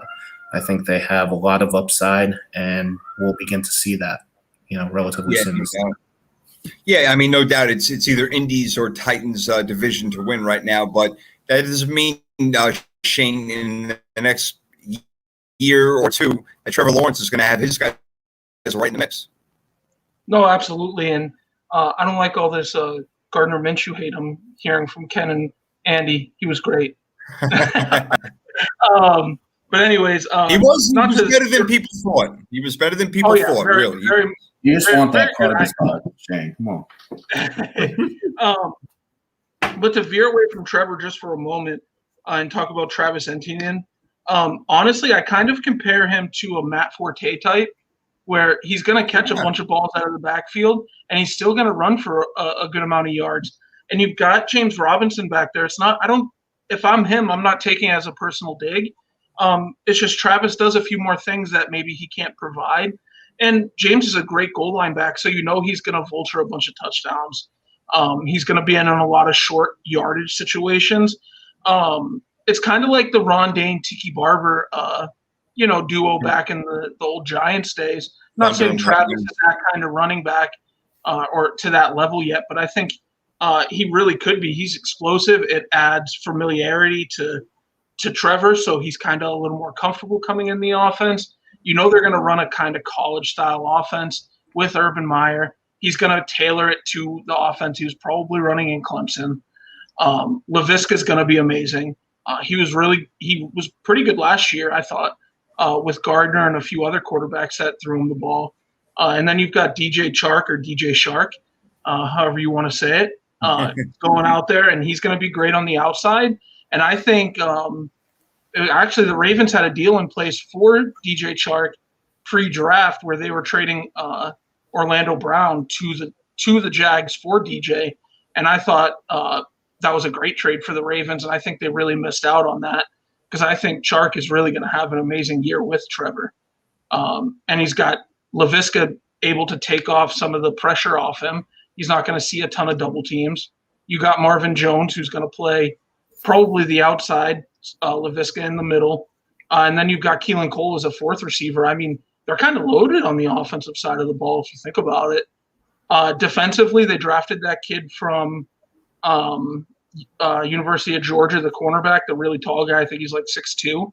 And people were really confused by it because they took C.J. Henderson in the first round last year.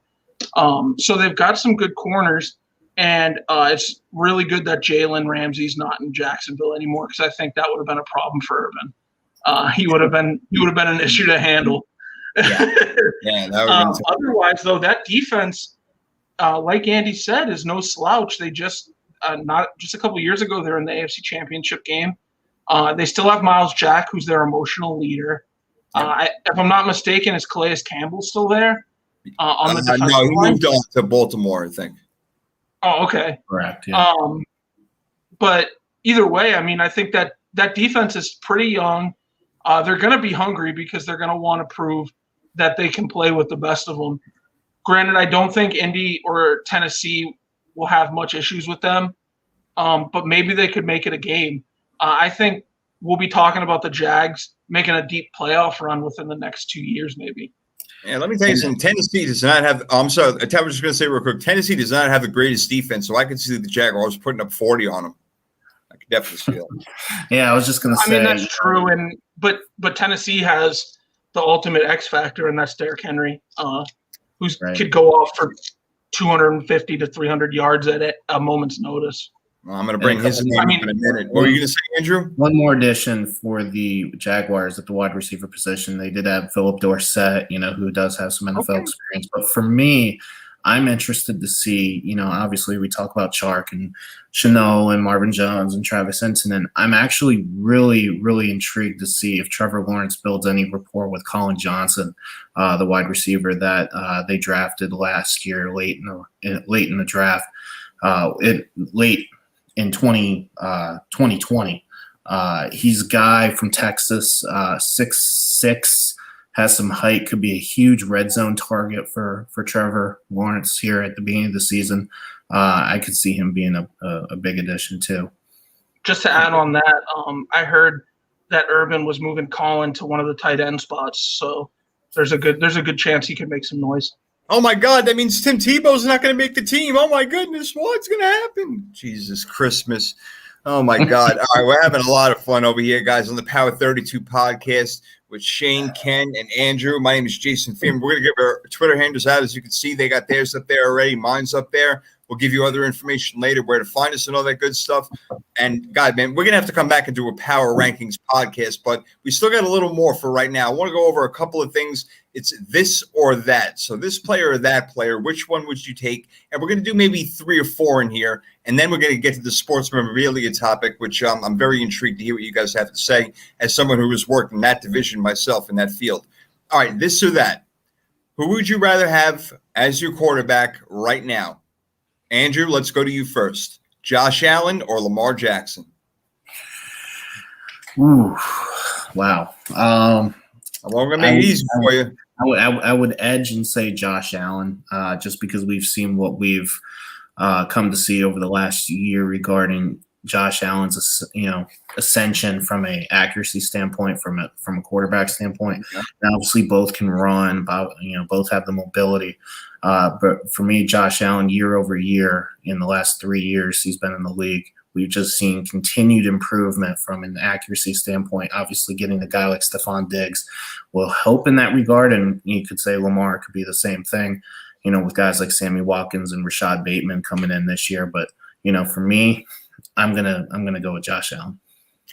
Yep, I hear you there. And, yeah, we are going to see more Lamar Jackson throwing the ball, Ken, this year, because they're getting him guys to do that so they don't have to run the ball between him and his backs 48,000 times a game or however many times they run it. So What do you think, this or that, between these two players over here? Who are you going with?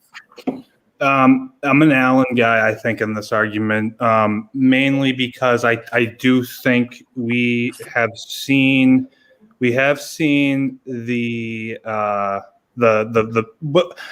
I'll say it's the peak, but he could break it. But I see Lamar. He's gone a little bit like this. He came back down. He came back up a little bit towards the end of last year. And I think Josh Allen, if I'm not mistaken, he's only gone up. He continues to develop. He continues to grow. And I do think Lamar is going to continue to develop as a quarterback. I think he's in the perfect position too. He's got a great coach that believes in him, that tailors the offense and the team around him. I think Lamar will continue to succeed in the NFL. I don't think there's a losing argument, but I think in terms of being a more complete player, if I wanted a quarterback on my team, I'm going to take Josh Allen, who can do much of the same things with his legs, maybe not with that same speed and elusiveness. Right. But he's got that arm, and that arm is like that. There's not many people who have an arm like that. So yeah, there's Josh Allen, who's got the big arm and the big body, and then there's Lamar Jackson, who's got the quick feet. Shane, which way would you go on this one, man? Well, it seems like my counter peers are going Allen, so I always like to be the opposite. So I'm going to go Lamar Jackson. Great. I go Lamar Jackson only because of the feet, but these guys are really dissing on Jackson's arm. I really think he is this era's Mike Vick. He does pretty similar stuff, and he can throw the ball too. He can really rip it. I mean, I know we don't see it a ton, but you also got to remember that offensive line wasn't great when he first came into the league, so he was moving a lot. If like we said, Harbaugh and Jackson are really into getting the passing game going this year. So I think we're going to see a more improved Jackson moving forward. I think we could see him throw for 4,500 yards this season, maybe 5,000, and you lose the rushing a little bit, maybe 700 to 900 yards rushing instead of over 1,000. Yeah, if they can keep him healthy, that guy's a difference maker, even more so than Josh Allen. I know Allen's got the incredible arm strength, but Jackson's not far behind. I think Jackson could be the MVP this year. All right. Well, he was before. Lamar Jackson has already won that. He had an incredible year, not last year, but the year before that. No reason why he can't do it again, especially if you get more guys around him. And I'm looking forward to see how far and how accurate he can throw that ball. Let me give you another quarterback comparison over here, guys. And we're going to go around the clock again over here. Andrew, Dak Prescott, Russell Wilson. Who you got? Wow. Going back and forth here. I would lean towards Dak, and here's why. I just see I see the level of excellence that he displayed before the injury. And we're not talking about injuries here. You know what I mean? We're assuming that there's no coming back from rehabbing or anything like that, just the player. And I'm going to say Dak. And, you look at what he did with the weapons that he had, right, going into, this season. And you got guys like Ezekiel Elliott and, Amari Cooper. He basically revived Amari Cooper's career. Amari was on the downside in Oakland, and here he comes over to Dallas and just lights the world on fire. Before the injury, he was on pace for 5,500, 6,000 yards potentially. In 5 games, he had 1,800 yards, 9 touchdowns. So he was on his way to an incredible season, and he threw for 4,900 yards the year before.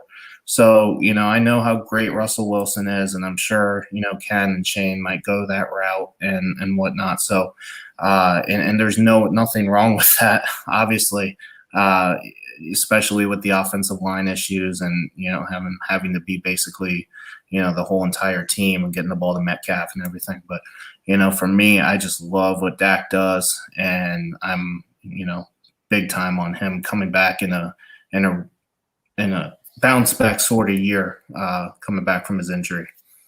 Yeah, I'm rooting for him to do well. I never root for the Cowboys to do well as a 49er fan. We're rivals forever. So 1981, Dwight Clark, the catch. How you doing? Yep, it's a beautiful thing. So I'm hearing you. I'm hearing you on that right there. I'm just trying to think. Like, it really is splitting hairs for me, guys. I'm going to go to you, Ken, in a second. Of course, back to Shane. Russell Wilson. I would take him right now if I was starting a team. I think that he's a little bit sharper in the noggin upstairs. I think that he can make things happen better with his feet when he has to. So I would go with him. I know Dak is younger, so if he was starting a team, he probably would take Dak, and there's nothing wrong with that because he is incredible. And he might break a 55 touchdown, 5,500 yard season with the extra game this year. That's very possible he could do that, Angel, like you were talking about. So I'm not taking away from Dak, but when you look at what he's working with and that offensive line and the running back that he has in Ezekiel Elliott, granted Zeke gave up on last year after Dak went down, but I think that he's got a little bit more help than Russell Wilson does, and I think that Russell Wilson feels a lot more fresh.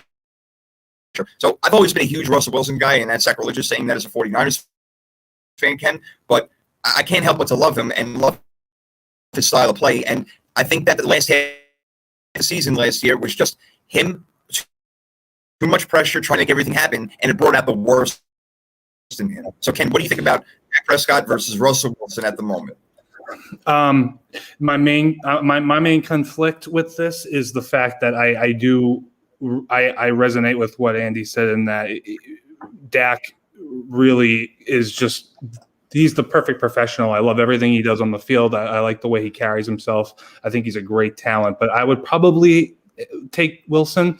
I think the one knock on Wilson is just that he played like such an elite top tier slam dunk MVP, and then he did not. And it was a steep drop off. And I think it might have turned people off a little bit from him, but I think that's a little short sighted because I think along the lines of what you said, he takes over the team, and I think he puts the entire team on his back. And I think in Dallas you have the Ezekiel Elliott's, and I think Dak has had some help, and he has, CeeDee Lamb and DK Metcalf. They can offset each other, but I think Wilson has just done such a superb job of elevating everybody around him. I don't think Tyler Lockett is what he is without Russell Wilson as his quarterback.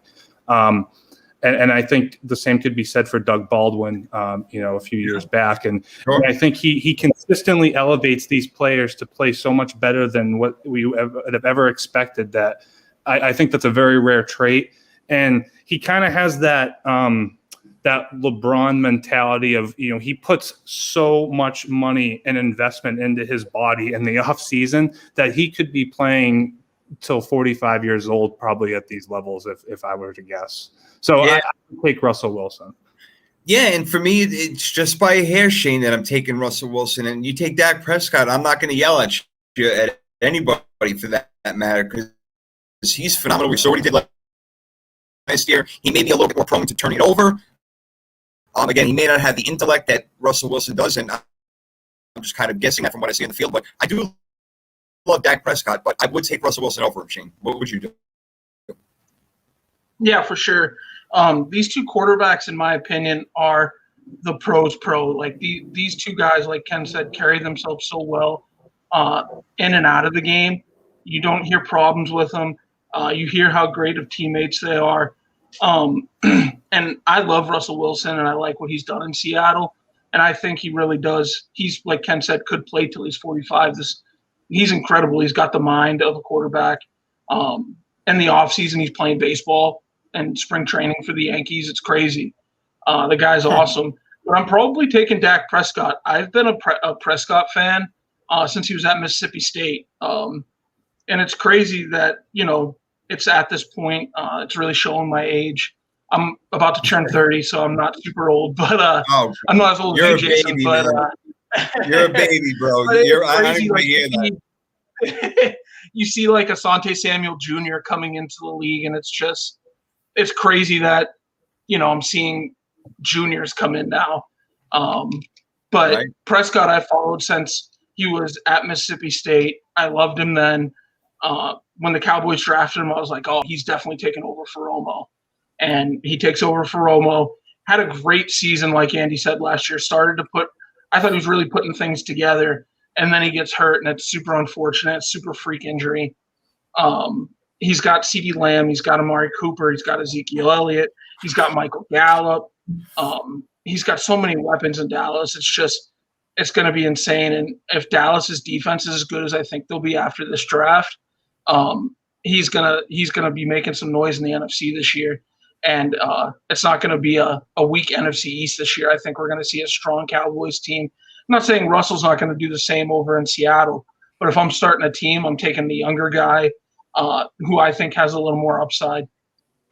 Yeah, okay, I totally hear you on that. Now, I was just thinking as you guys were talking, it's a really good year to be a son of a father who played in the NFL. Asante Samuel, Patrick Surtain, J.C. Horn. I think that Joe Horn is his father, right? Or uncle, one or the other. His father. Yeah, it's his father, right? Yeah, a lot of juniors going on around here. All right, let's get a couple of more in here before we get to the sports memorabilia topic. Let's do a wide receiver one. And this one may spin your head around a little bit. Here we go. It's what you prefer. We have Tyreek Hill on one side, and we got DeAndre Hopkins on the other side. Who you picking first in the game of football, Andrew? Go for it. You're first, man. Wow, you really don't. This. I know it can't be easy. You guys are too smart for easy. You know, we got a speedy guy who can almost make anything happen, and DeAndre Hopkins who won't drop anything near him. We're talking about maybe the two best wide receivers in the NFL. Yeah, for me, I got to go DeAndre Hopkins, man. I love Tyreek Hill, don't get me wrong. His speed is just electric, and it works in Kansas City with Patrick Mahomes. It's just deadly. But you put DeAndre Hopkins, a guy who catches basically anything. It looks like he wears that stickum on his hand. Like, it's just unreal. He doesn't even need the stickum, though. He's just that talented. Sure. You just look at his numbers over his career. He's got 10,000 yards already, been in the league 7 years. I mean, good Lord, 747 receptions. He's been in the league for 7 years, so he's basically is averaging, 8 years, 7 in Houston, 1 in Arizona. So basically he's averaging almost 100 receptions a season. And you got to factor in that before Deshaun Watson came to Houston, who's he playing with? Right. It was just pretty ugly there at the QB situation before Watson came in, and he was just balling out every single year. He had a 1,200-yard receiving season, 1,500-yard receiving season before Deshaun Watson came in. So to me, going over to a new team, 1,400 yards last year, 115 receptions. He's had 4 seasons with over 100+ receiving receptions. So to me, it's hard to go against the guy that is widely regarded as the number 1 wide receiver in the league. Or none. He is widely regarded as the number 1 receiver in the league, and for all the reasons that you mentioned, and you can't go wrong with either one of these guys right here. I'm going to go with, then we're going to throw it around. I'd actually go with Tyreek Hill, and I know the knock against him is, well, he's short. Well, have you seen what he did? I get it. So the thing with Tyreek Hill is that you can do more with him as a player than you can do with D-Hop, and that's not taking anything away from DeAndre Hopkins, because he's off the line. He's one of the best wide receivers. He doesn't drop a ball anywhere. He can run every route on the route tree. So I can't take away anything from him, but I would rather have Tyreek Hill because he can do more for me. He's got 200 yards receiving and 3 touchdowns in the first half of a football game. What are you freaking kidding me? It's like possible. So the things that you can do with him just get me a little bit more excited than DeAndre Hopkins can. Yeah, Hill is a super exciting player, and what he does is probably unmatched among NFL wide receivers, or NFL talent in general. I mean, his speed is incredible, and as you said, the ability to go from no catches, no yards to 200 yards and 3 touchdowns in a half of football is, he does it like it's effortless. But I still go with Hopkins myself, and I think that's just my own personal preference, because I do see the game shifting a little more towards those Tyreek Hills. I think you have some Tyreek Hill lights popping up in the league around. I think Chenault might end up being one with Lawrence and stuff, players like that. Ken, even Devontae Smith that they just drafted, this kid's 170 pounds. He's like 5'1", Exactly. you know? So, yeah, you're right. You're right, buddy. I think Hopkins, to me, what he used to do before Watson showed up, and then with Watson, and now with Kyler Murray, and I think the best is yet to come between Hopkins and Kyler Murray. Personally, I expect very big things that will, to me, solidify this argument. But I love Hopkins. Everything that goes near him is caught.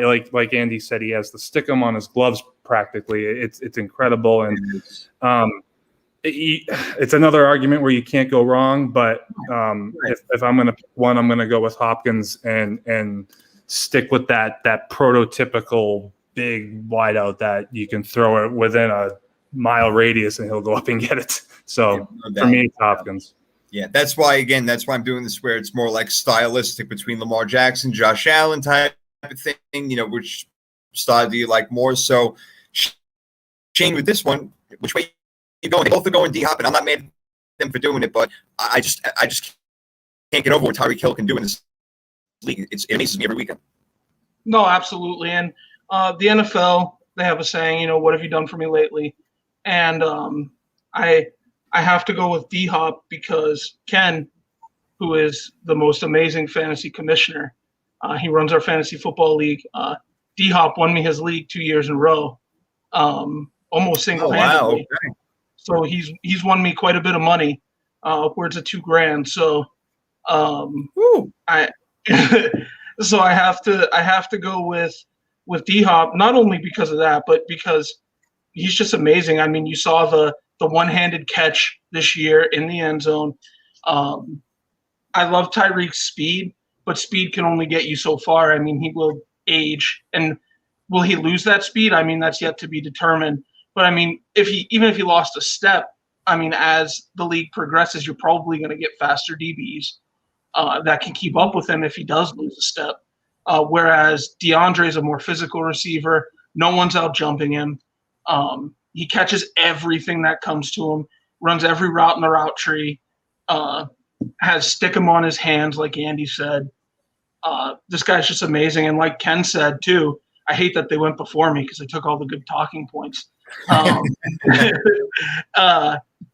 The best is yet to come with Kyler because Kyler's only going to go up from here. Kyler's amazing talent. Yeah. I think he's one of the best quarterbacks in the league. Can I give a percentage when Shane's done on Hopkins? Go ahead, Shane. Yeah. But anyways, I mean, last year he has 1,400 yards with Kyler.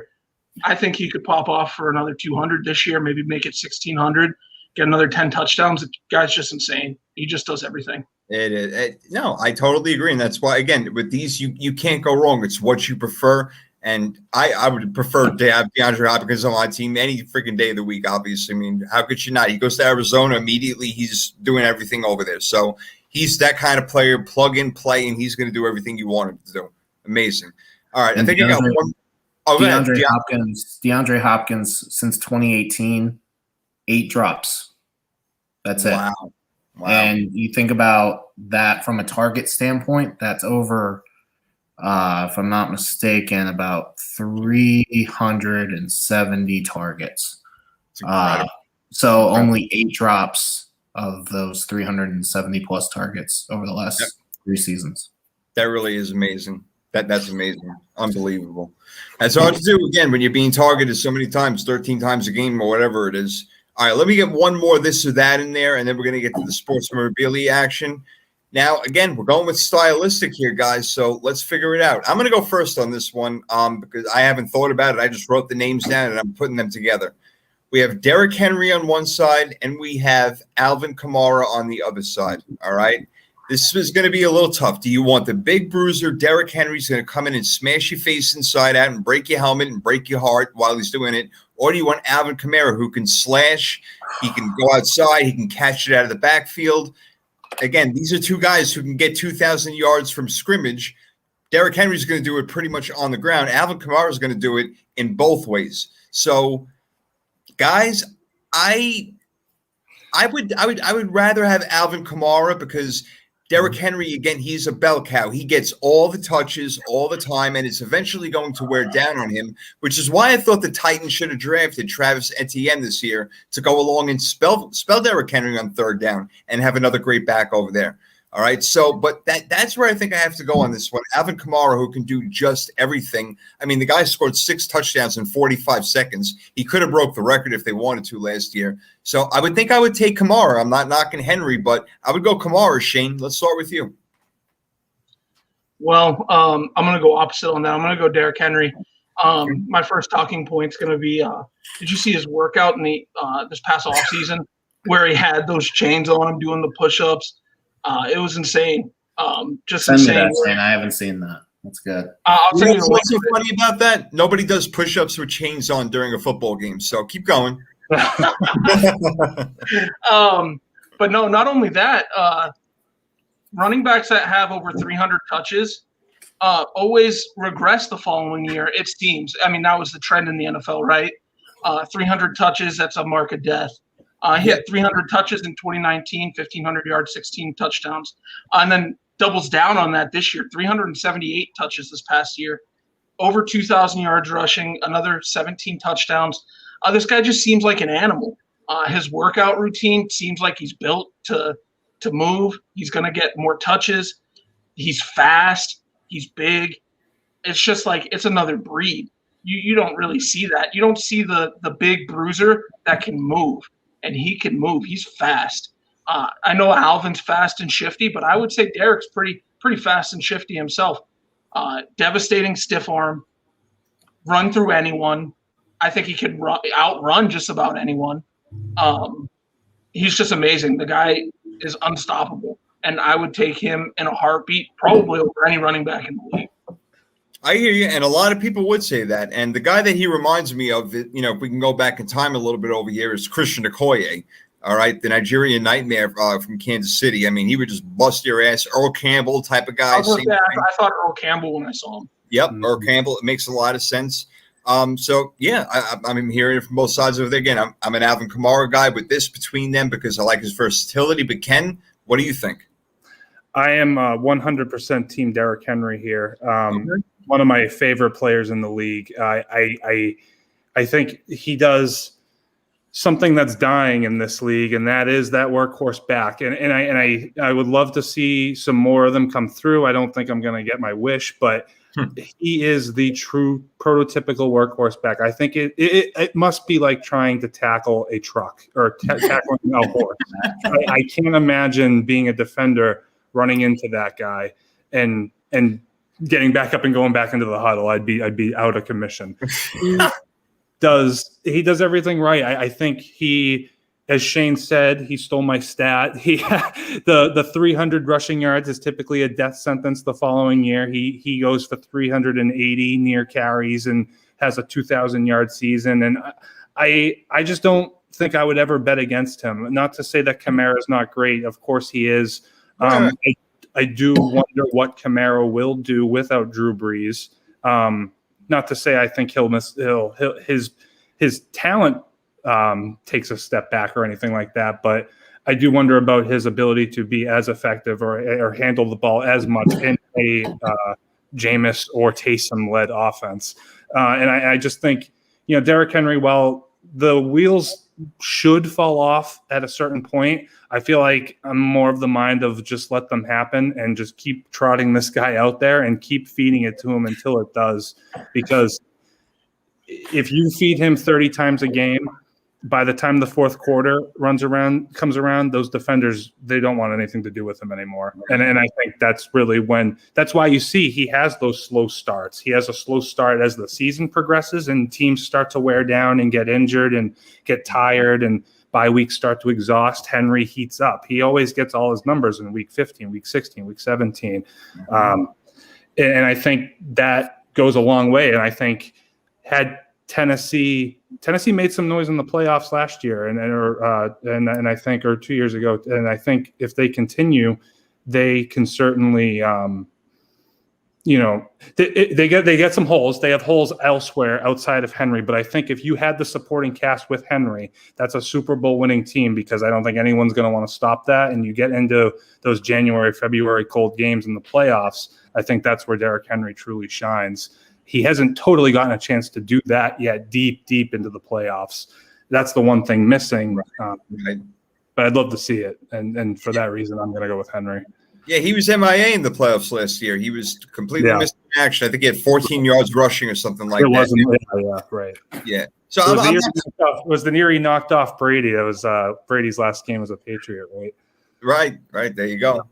That's right. 20-13 or something like that, if I remember correctly. Yeah, it wasn't not an exciting game at all, no doubt. No. But Andrew, to go to you on this one, either you're going to make it a split decision or it's going to be 3 against 1. What do you think? Derrick Henry, Alvin Kamara. Well, let me preface by saying that I love Alvin Kamara. He led me to a fantasy football championship last year. Kind of how you feel about DeAndre Hopkins, Shane, leading you to some championships, but I've got to go with Derrick Henry. All right.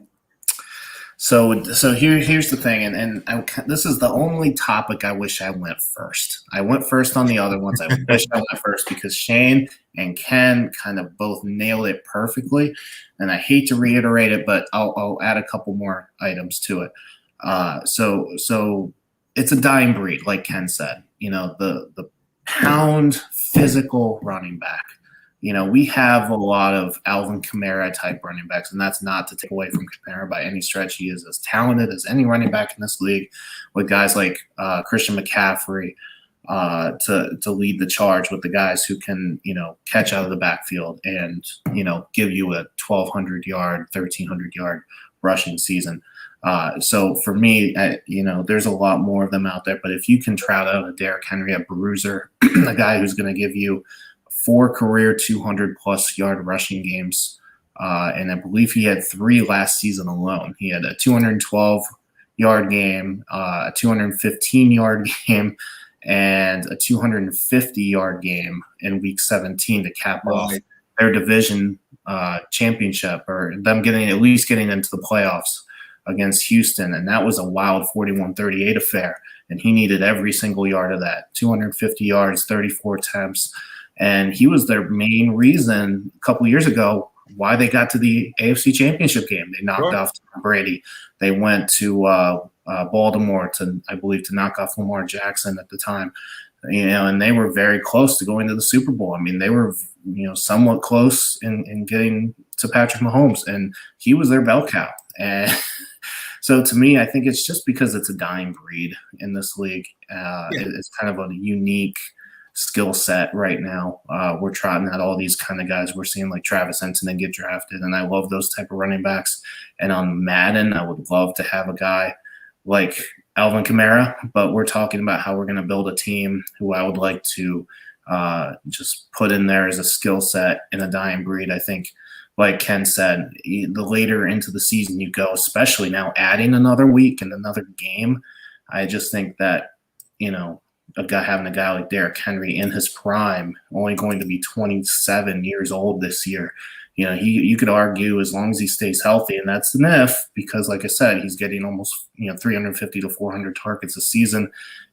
With his physicality, it could present an issue down the line in the next couple of years, but he still is entering his age 27 season. He's going to be, at the top of his game for another, hopefully 3 to 5 seasons at his 2,000-yard clip last year. I'm not saying he's going to get 2,000 again, but he did jump 500 yards from 2019 to 2020.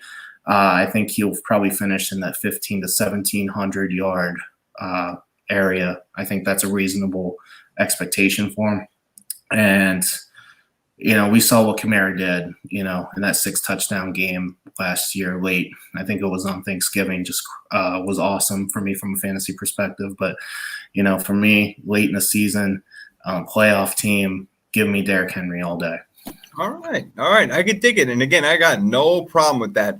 I love the old school football, the bell cow, but now you look at it and, we're talking about a guy who's having 380 carries a season. he doesn't have 27-year-old legs anymore. It has probably have 31-year-old legs. And that's the thing. These guys get driven into the ground a little bit too much because you rush them all the time. But that doesn't take anything away from his ability. He's just being used so much. And Alvin Kamara may get a little rest more here and there. So I love what you guys are saying. I love it. Again, there's no right or wrong answer here, but when you back it up the way that you do, even better, really, even better. So, yeah, I wanted to do a few this or that with you guys, but now I wanted to get into this last topic with you about the sports memorabilia and the surge in sports memorabilia. We were talking off air a little bit with Shane, and I was letting him know that, I used to work in sports memorabilia, did auctions. We used to send out our stuff and do auctions, do consignments, all sorts of stuff like that. So I know the value of these things. And baseball cards, I remember my boss always told me, if it's not a Bowman 70, 71, 72 or younger, I don't even want to freaking see the card. I'm like, okay, I get it. And Bowman is just the name of the card out there. There are others that these guys will enlighten you about. So sports memorabilia is something that I love. Look, this is my name, Fearman. All right. So I ordered my own jersey. I got it. I have Jerry Rice signed football, Joe Montana signed pick. I got a lot of stuff. I don't need to go through it all now and bring all my stuff out here, but I know the value of it, and the value has died drastically over the past 30, 40 years. But apparently there's a little surge in this comeback over here, and I'm interested to hear why, because I know I got still a whole bunch of baseball cards lying around. I know I got a Don Mattingly rookie card. I don't know how much that's going to go for this year, but that's in pristine mint condition. So I love it, and I'm so into it. I've worked in the field. I love doing the auctions. It's a hell of a lot of fun, Shane. But I haven't been in the game now for about 3 or 4 years because, to me, it died.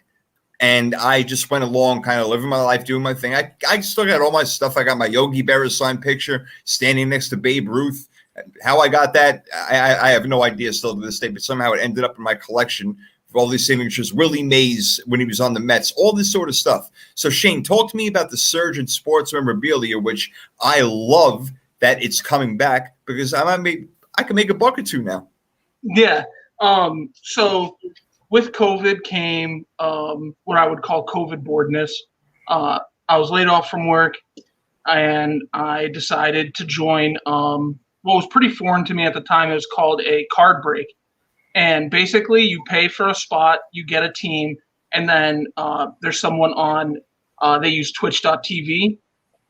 They open the packs, and you get the players from the team that you were randomly assigned or that you picked and bought. And my first big hit was a rookie hat patch, Will Smith from the Dodgers. And basically it was the LA logo that's on the hat inside of the card. And I was pretty hyped about it. I got it. It was like a $1,500 card. I sold it for $1,300. And I was hooked because I paid like $30 for the spot. Wow. So I instantly became hooked. I started collecting. I got more into it. I talked to Ken about it. Ken got into it. Ken actually made a breaking company that I religiously break with. He's an amazing breaker. He probably knows more about the industry now than I do. And I'm the one that got him into it. And I mean, we all collect cards as a kid, and you loved it. I used to do it with my dad all the time. But now the industry is moving to these, which is basically it's called a PSA slab. It's rated by PSA. This is Bo Bichette. It's a Topps refractor. It's probably like right now, because he's heating up, probably like a $125 card. I bought it for $70. And so that's what people are investing in to, double, triple their money. The people that break with people like Ken, they'll send their cards into PSA or Beckett. PSA actually shut down because they're like 1 million cards behind grading right now. Wow. It's taking like at least a year to get orders back right now, unless you paid an absorbent amount of money to have it expressed like 10 days. Who took over? Was it Steiner? Oh God, I'm not sure. Ken, do you know who took over like the PSA business? No, but there's a face of PSA. He's on Twitter. I'm blanking on the name right now, but I don't Isn't have it JB Cards. It's something like that. Yeah, you might be right. Yeah. But yeah, no, Shane pretty much nailed it. He explained it, perfectly. Ken, but I want you, Ken, if you don't mind, what I want you to do while you're talking about this, just give a little explanation of what PSA, JSA, what they all are, so the audience knows. Yeah, so PSA is the grading card company. So when you are buying your cards from Topps, from Bowman, as you said, or from Panini, in the case of Panini's sort of like Topps's rival company and battle for the licenses and stuff like that. And you'll pull your cards out of there. You'll evaluate them, and then you'll send them off to PSA or Beckett, or there's a couple others coming up now. With the craze has come more demand. More demand equals more companies that are doing it, and PSA is kind of the industry leader. They're the if you can, what Bitcoin is to crypto, PSA is to card grading, so to speak. That's good. Good analogy.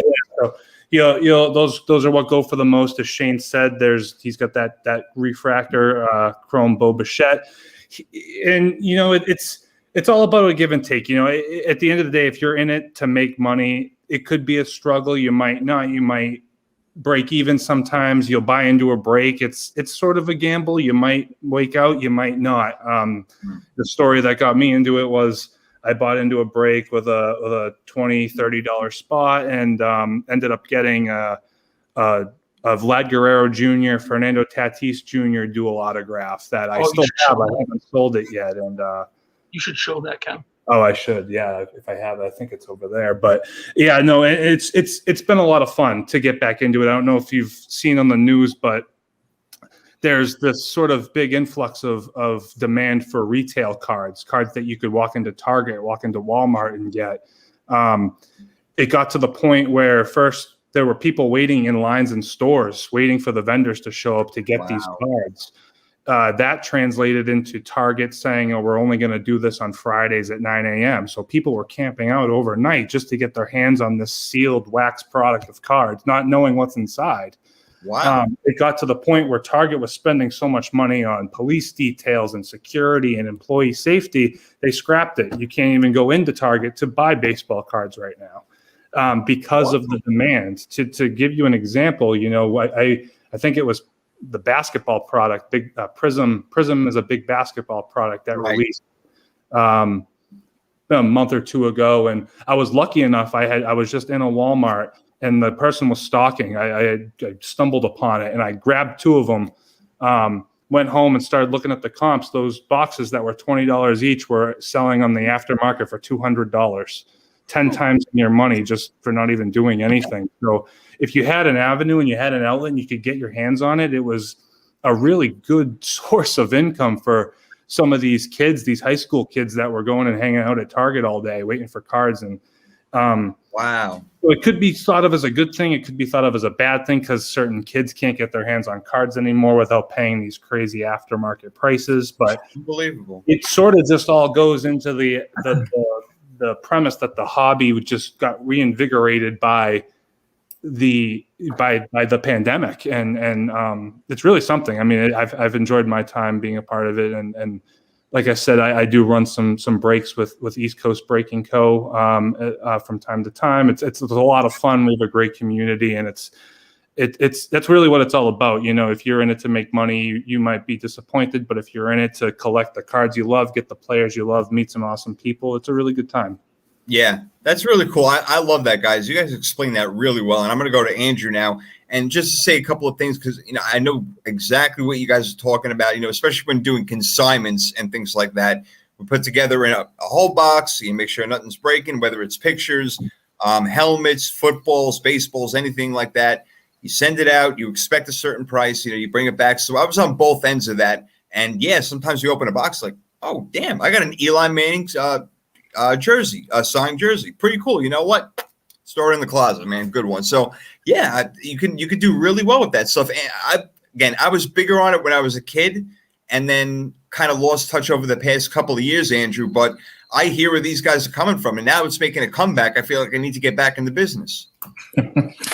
Yeah, I've kind of taken a break over the past few months just because I was kind of so deep into it with you guys over the past, I would say over the winter time. I was fall and winter, I was pretty big in on it. And, for me, I kind of just started, participating in the breaks because I wanted to see what I could get. It wasn't for me, if I did have something and I tried to sell it, if I got something out of it, great. But really, I was trying to see what I could get for myself. Yeah. And I did get a few cards I really like, and I still have them, and I like them, and I enjoy having them. You still have the Alan Faneca autograph? Yeah, I was spending too much money also. It was kind of getting to be a lot, and I kind of had to cool it. But, I could see myself getting back into it later this year. I'm still in the Discord. I'm still seeing what y'all are doing. Y'all are doing big things and getting bigger, and that's awesome. It's definitely thrilling being in a break, seeing the potential of whatever team that you chose.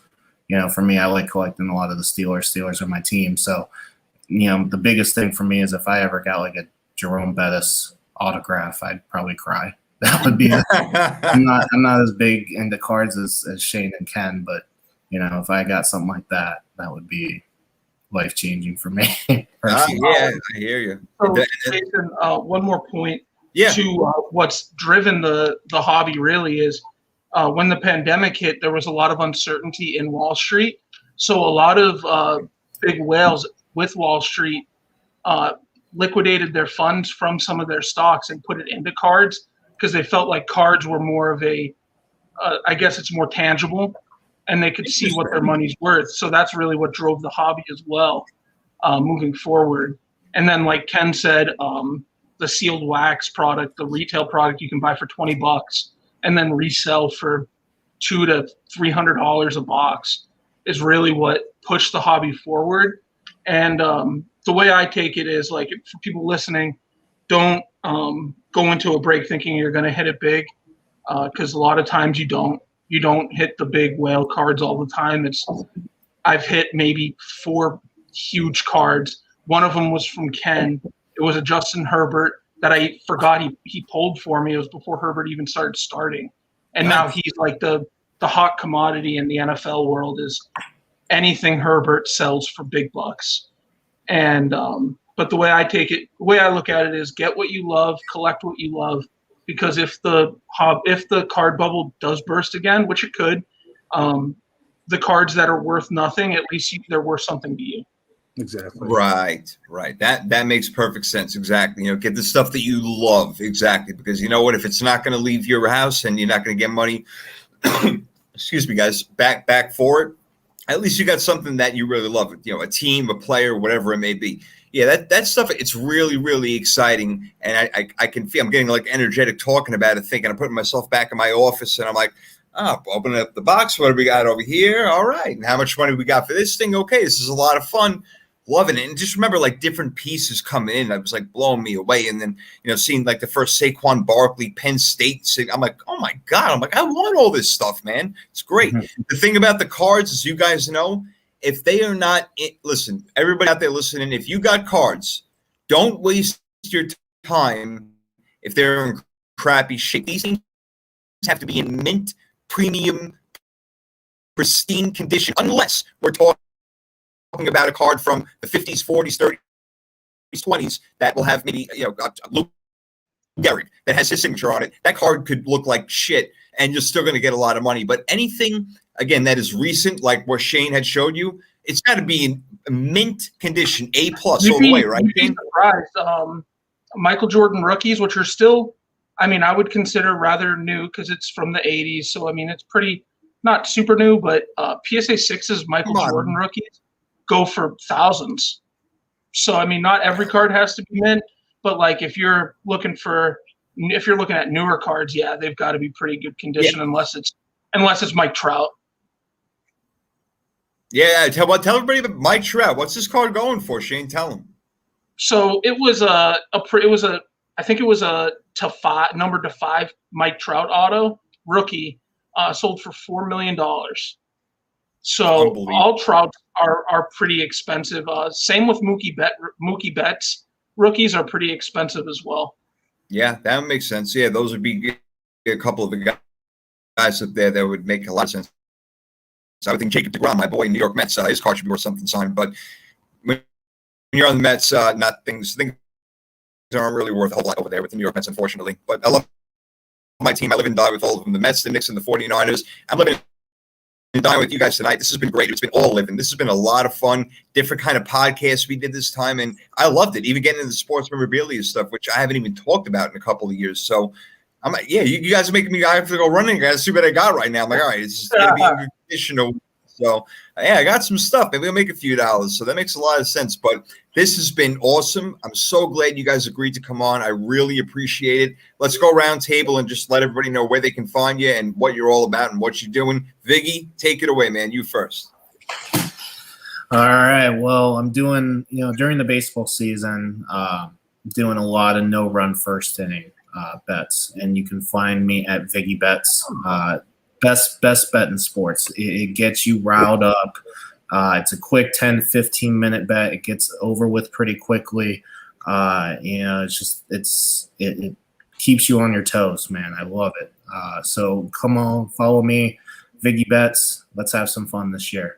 All right, no doubt. I'll be hitting you up in football season. I promise. There's no question about it. And we'll have plenty of football stuff, when that time comes. Not just baseball. Right. Can't wait. Absolutely excellent. Mr. Kenbo J. Slice. First time we got to do this, man. First time we got to do this. I'm real happy we did. I know. Yeah, no, and yeah, it's been a blast. Thank you, truly for the invite, and thank you, Shane, for thinking of me when you were invited. And yeah, it's been a great time, honestly. And if you are ever interested in a card break, I think I could be your guy. I might be able to help you out. As you can see, my handle there is on the screen, Kenbo J. Slice. At EC Breaking Co. is our handle for our the breaks that we run, our breaking company. You'll know the place when you see that logo. You can even scan that if you're a super fancy. You can get into our Discord. Excellent. Yeah. No obligation. You don't even have to join a break. If you want to join the Discord, give us a follow on Twitter. You want to get into the hobby. Honestly, no obligation. Just looking to grow a community, and we'd be honored to have any of you. I think the fans are really going to like this. I think that you lit a little light bulb above everybody's head over there with the sports. Everybody's like, oh, really? Sports, and I can maybe make money off it. This sounds interesting. Yeah. Really good job at it, you guys. Shane, go for it, man. Tell them all about it. Hey, what's going on, guys? You can follow me at S_Miller_27. I talk about sports, the challenge. I also do a lot of baseball card selling and buying on my Twitter. That's kind of my side gig right now. I make pretty good money at it. So if you ever have questions, please feel free to shoot me a DM. I can definitely go over how to comp out cards. Definitely join the Discord. The Discord is a big family. Ken did an amazing job putting that community together, and it's really like a second home to me. If I have questions, I go there because there are a lot of experienced collectors there. If you're ever interested in getting into the hobby, definitely hit me up. And I also just love to talk sports, so hit me up. No doubt. Hey, I gotta tell you guys, down here in Miami, where I don't live in Miami, I live, a little bit north of it, but there's athletes all over the place. And a friend of mine he's a photo bomber. I mean, he was showing me all these pictures when the Super Bowl was here. He got in with everybody. So I mean, these athletes are always around. I ran into Time Lord at a gas station like the other day. I mean, these things are just ridiculous. They're all over the place. I've seen Antonio Freeman like 4 times at a restaurant. Down here, it's a lot of fun. You can get autographs for free down here. So come move to Miami for a little while and get your asses out of here and go back to the cold weather. All right, but get you good stuff, guys. I'm to Orlando, Jason, so we can get a beer. Remember, I'm in Florida. Hey, man. Hey, that's right. That's right. Yeah. You know all about it. So, hey, bro. Hey, listen. You come south, I go north. Bam, beer is right there. That's how we do. I'm definitely cool. Or if you want to go catch a game, definitely go catch like a Bucks game or something. Meet in the middle in Tampa. Freaking great. You know what, Shane? I'm going to give you a call later, without a doubt. Yeah, got to do that. Got to do that. Well, we'll definitely do it. And, this show is awesome. Look, you never know what to expect, but I had a great time. I'm looking at the clock right now. I feel like we've been doing it for 5 minutes. It's over 2 hours. This has been absolutely beautiful. You guys all brought it today. No, where did he go, George? You guys know exactly what you're talking about. I appreciate that, and I really appreciate you guys coming on. And again, Shane, Andrew, it's been such a long time, and now Ken, you're in the mix, man. I'm loving it. That jersey, I may not love that jersey so much, but I'm loving you, brother. I'm loving you. I'll cover it up. Anytime, though. Anytime, Jason. All Thank good. you. Actually, I kind of like those jerseys. The patch jerseys. I kind of like the ones that. I like them too. I like the I wrist. I like the sleeve. Yeah, I do like this. It almost looks like a big T-shirt, but it looks pretty cool. I like it a lot. I like it a lot. It does, I know. Yeah.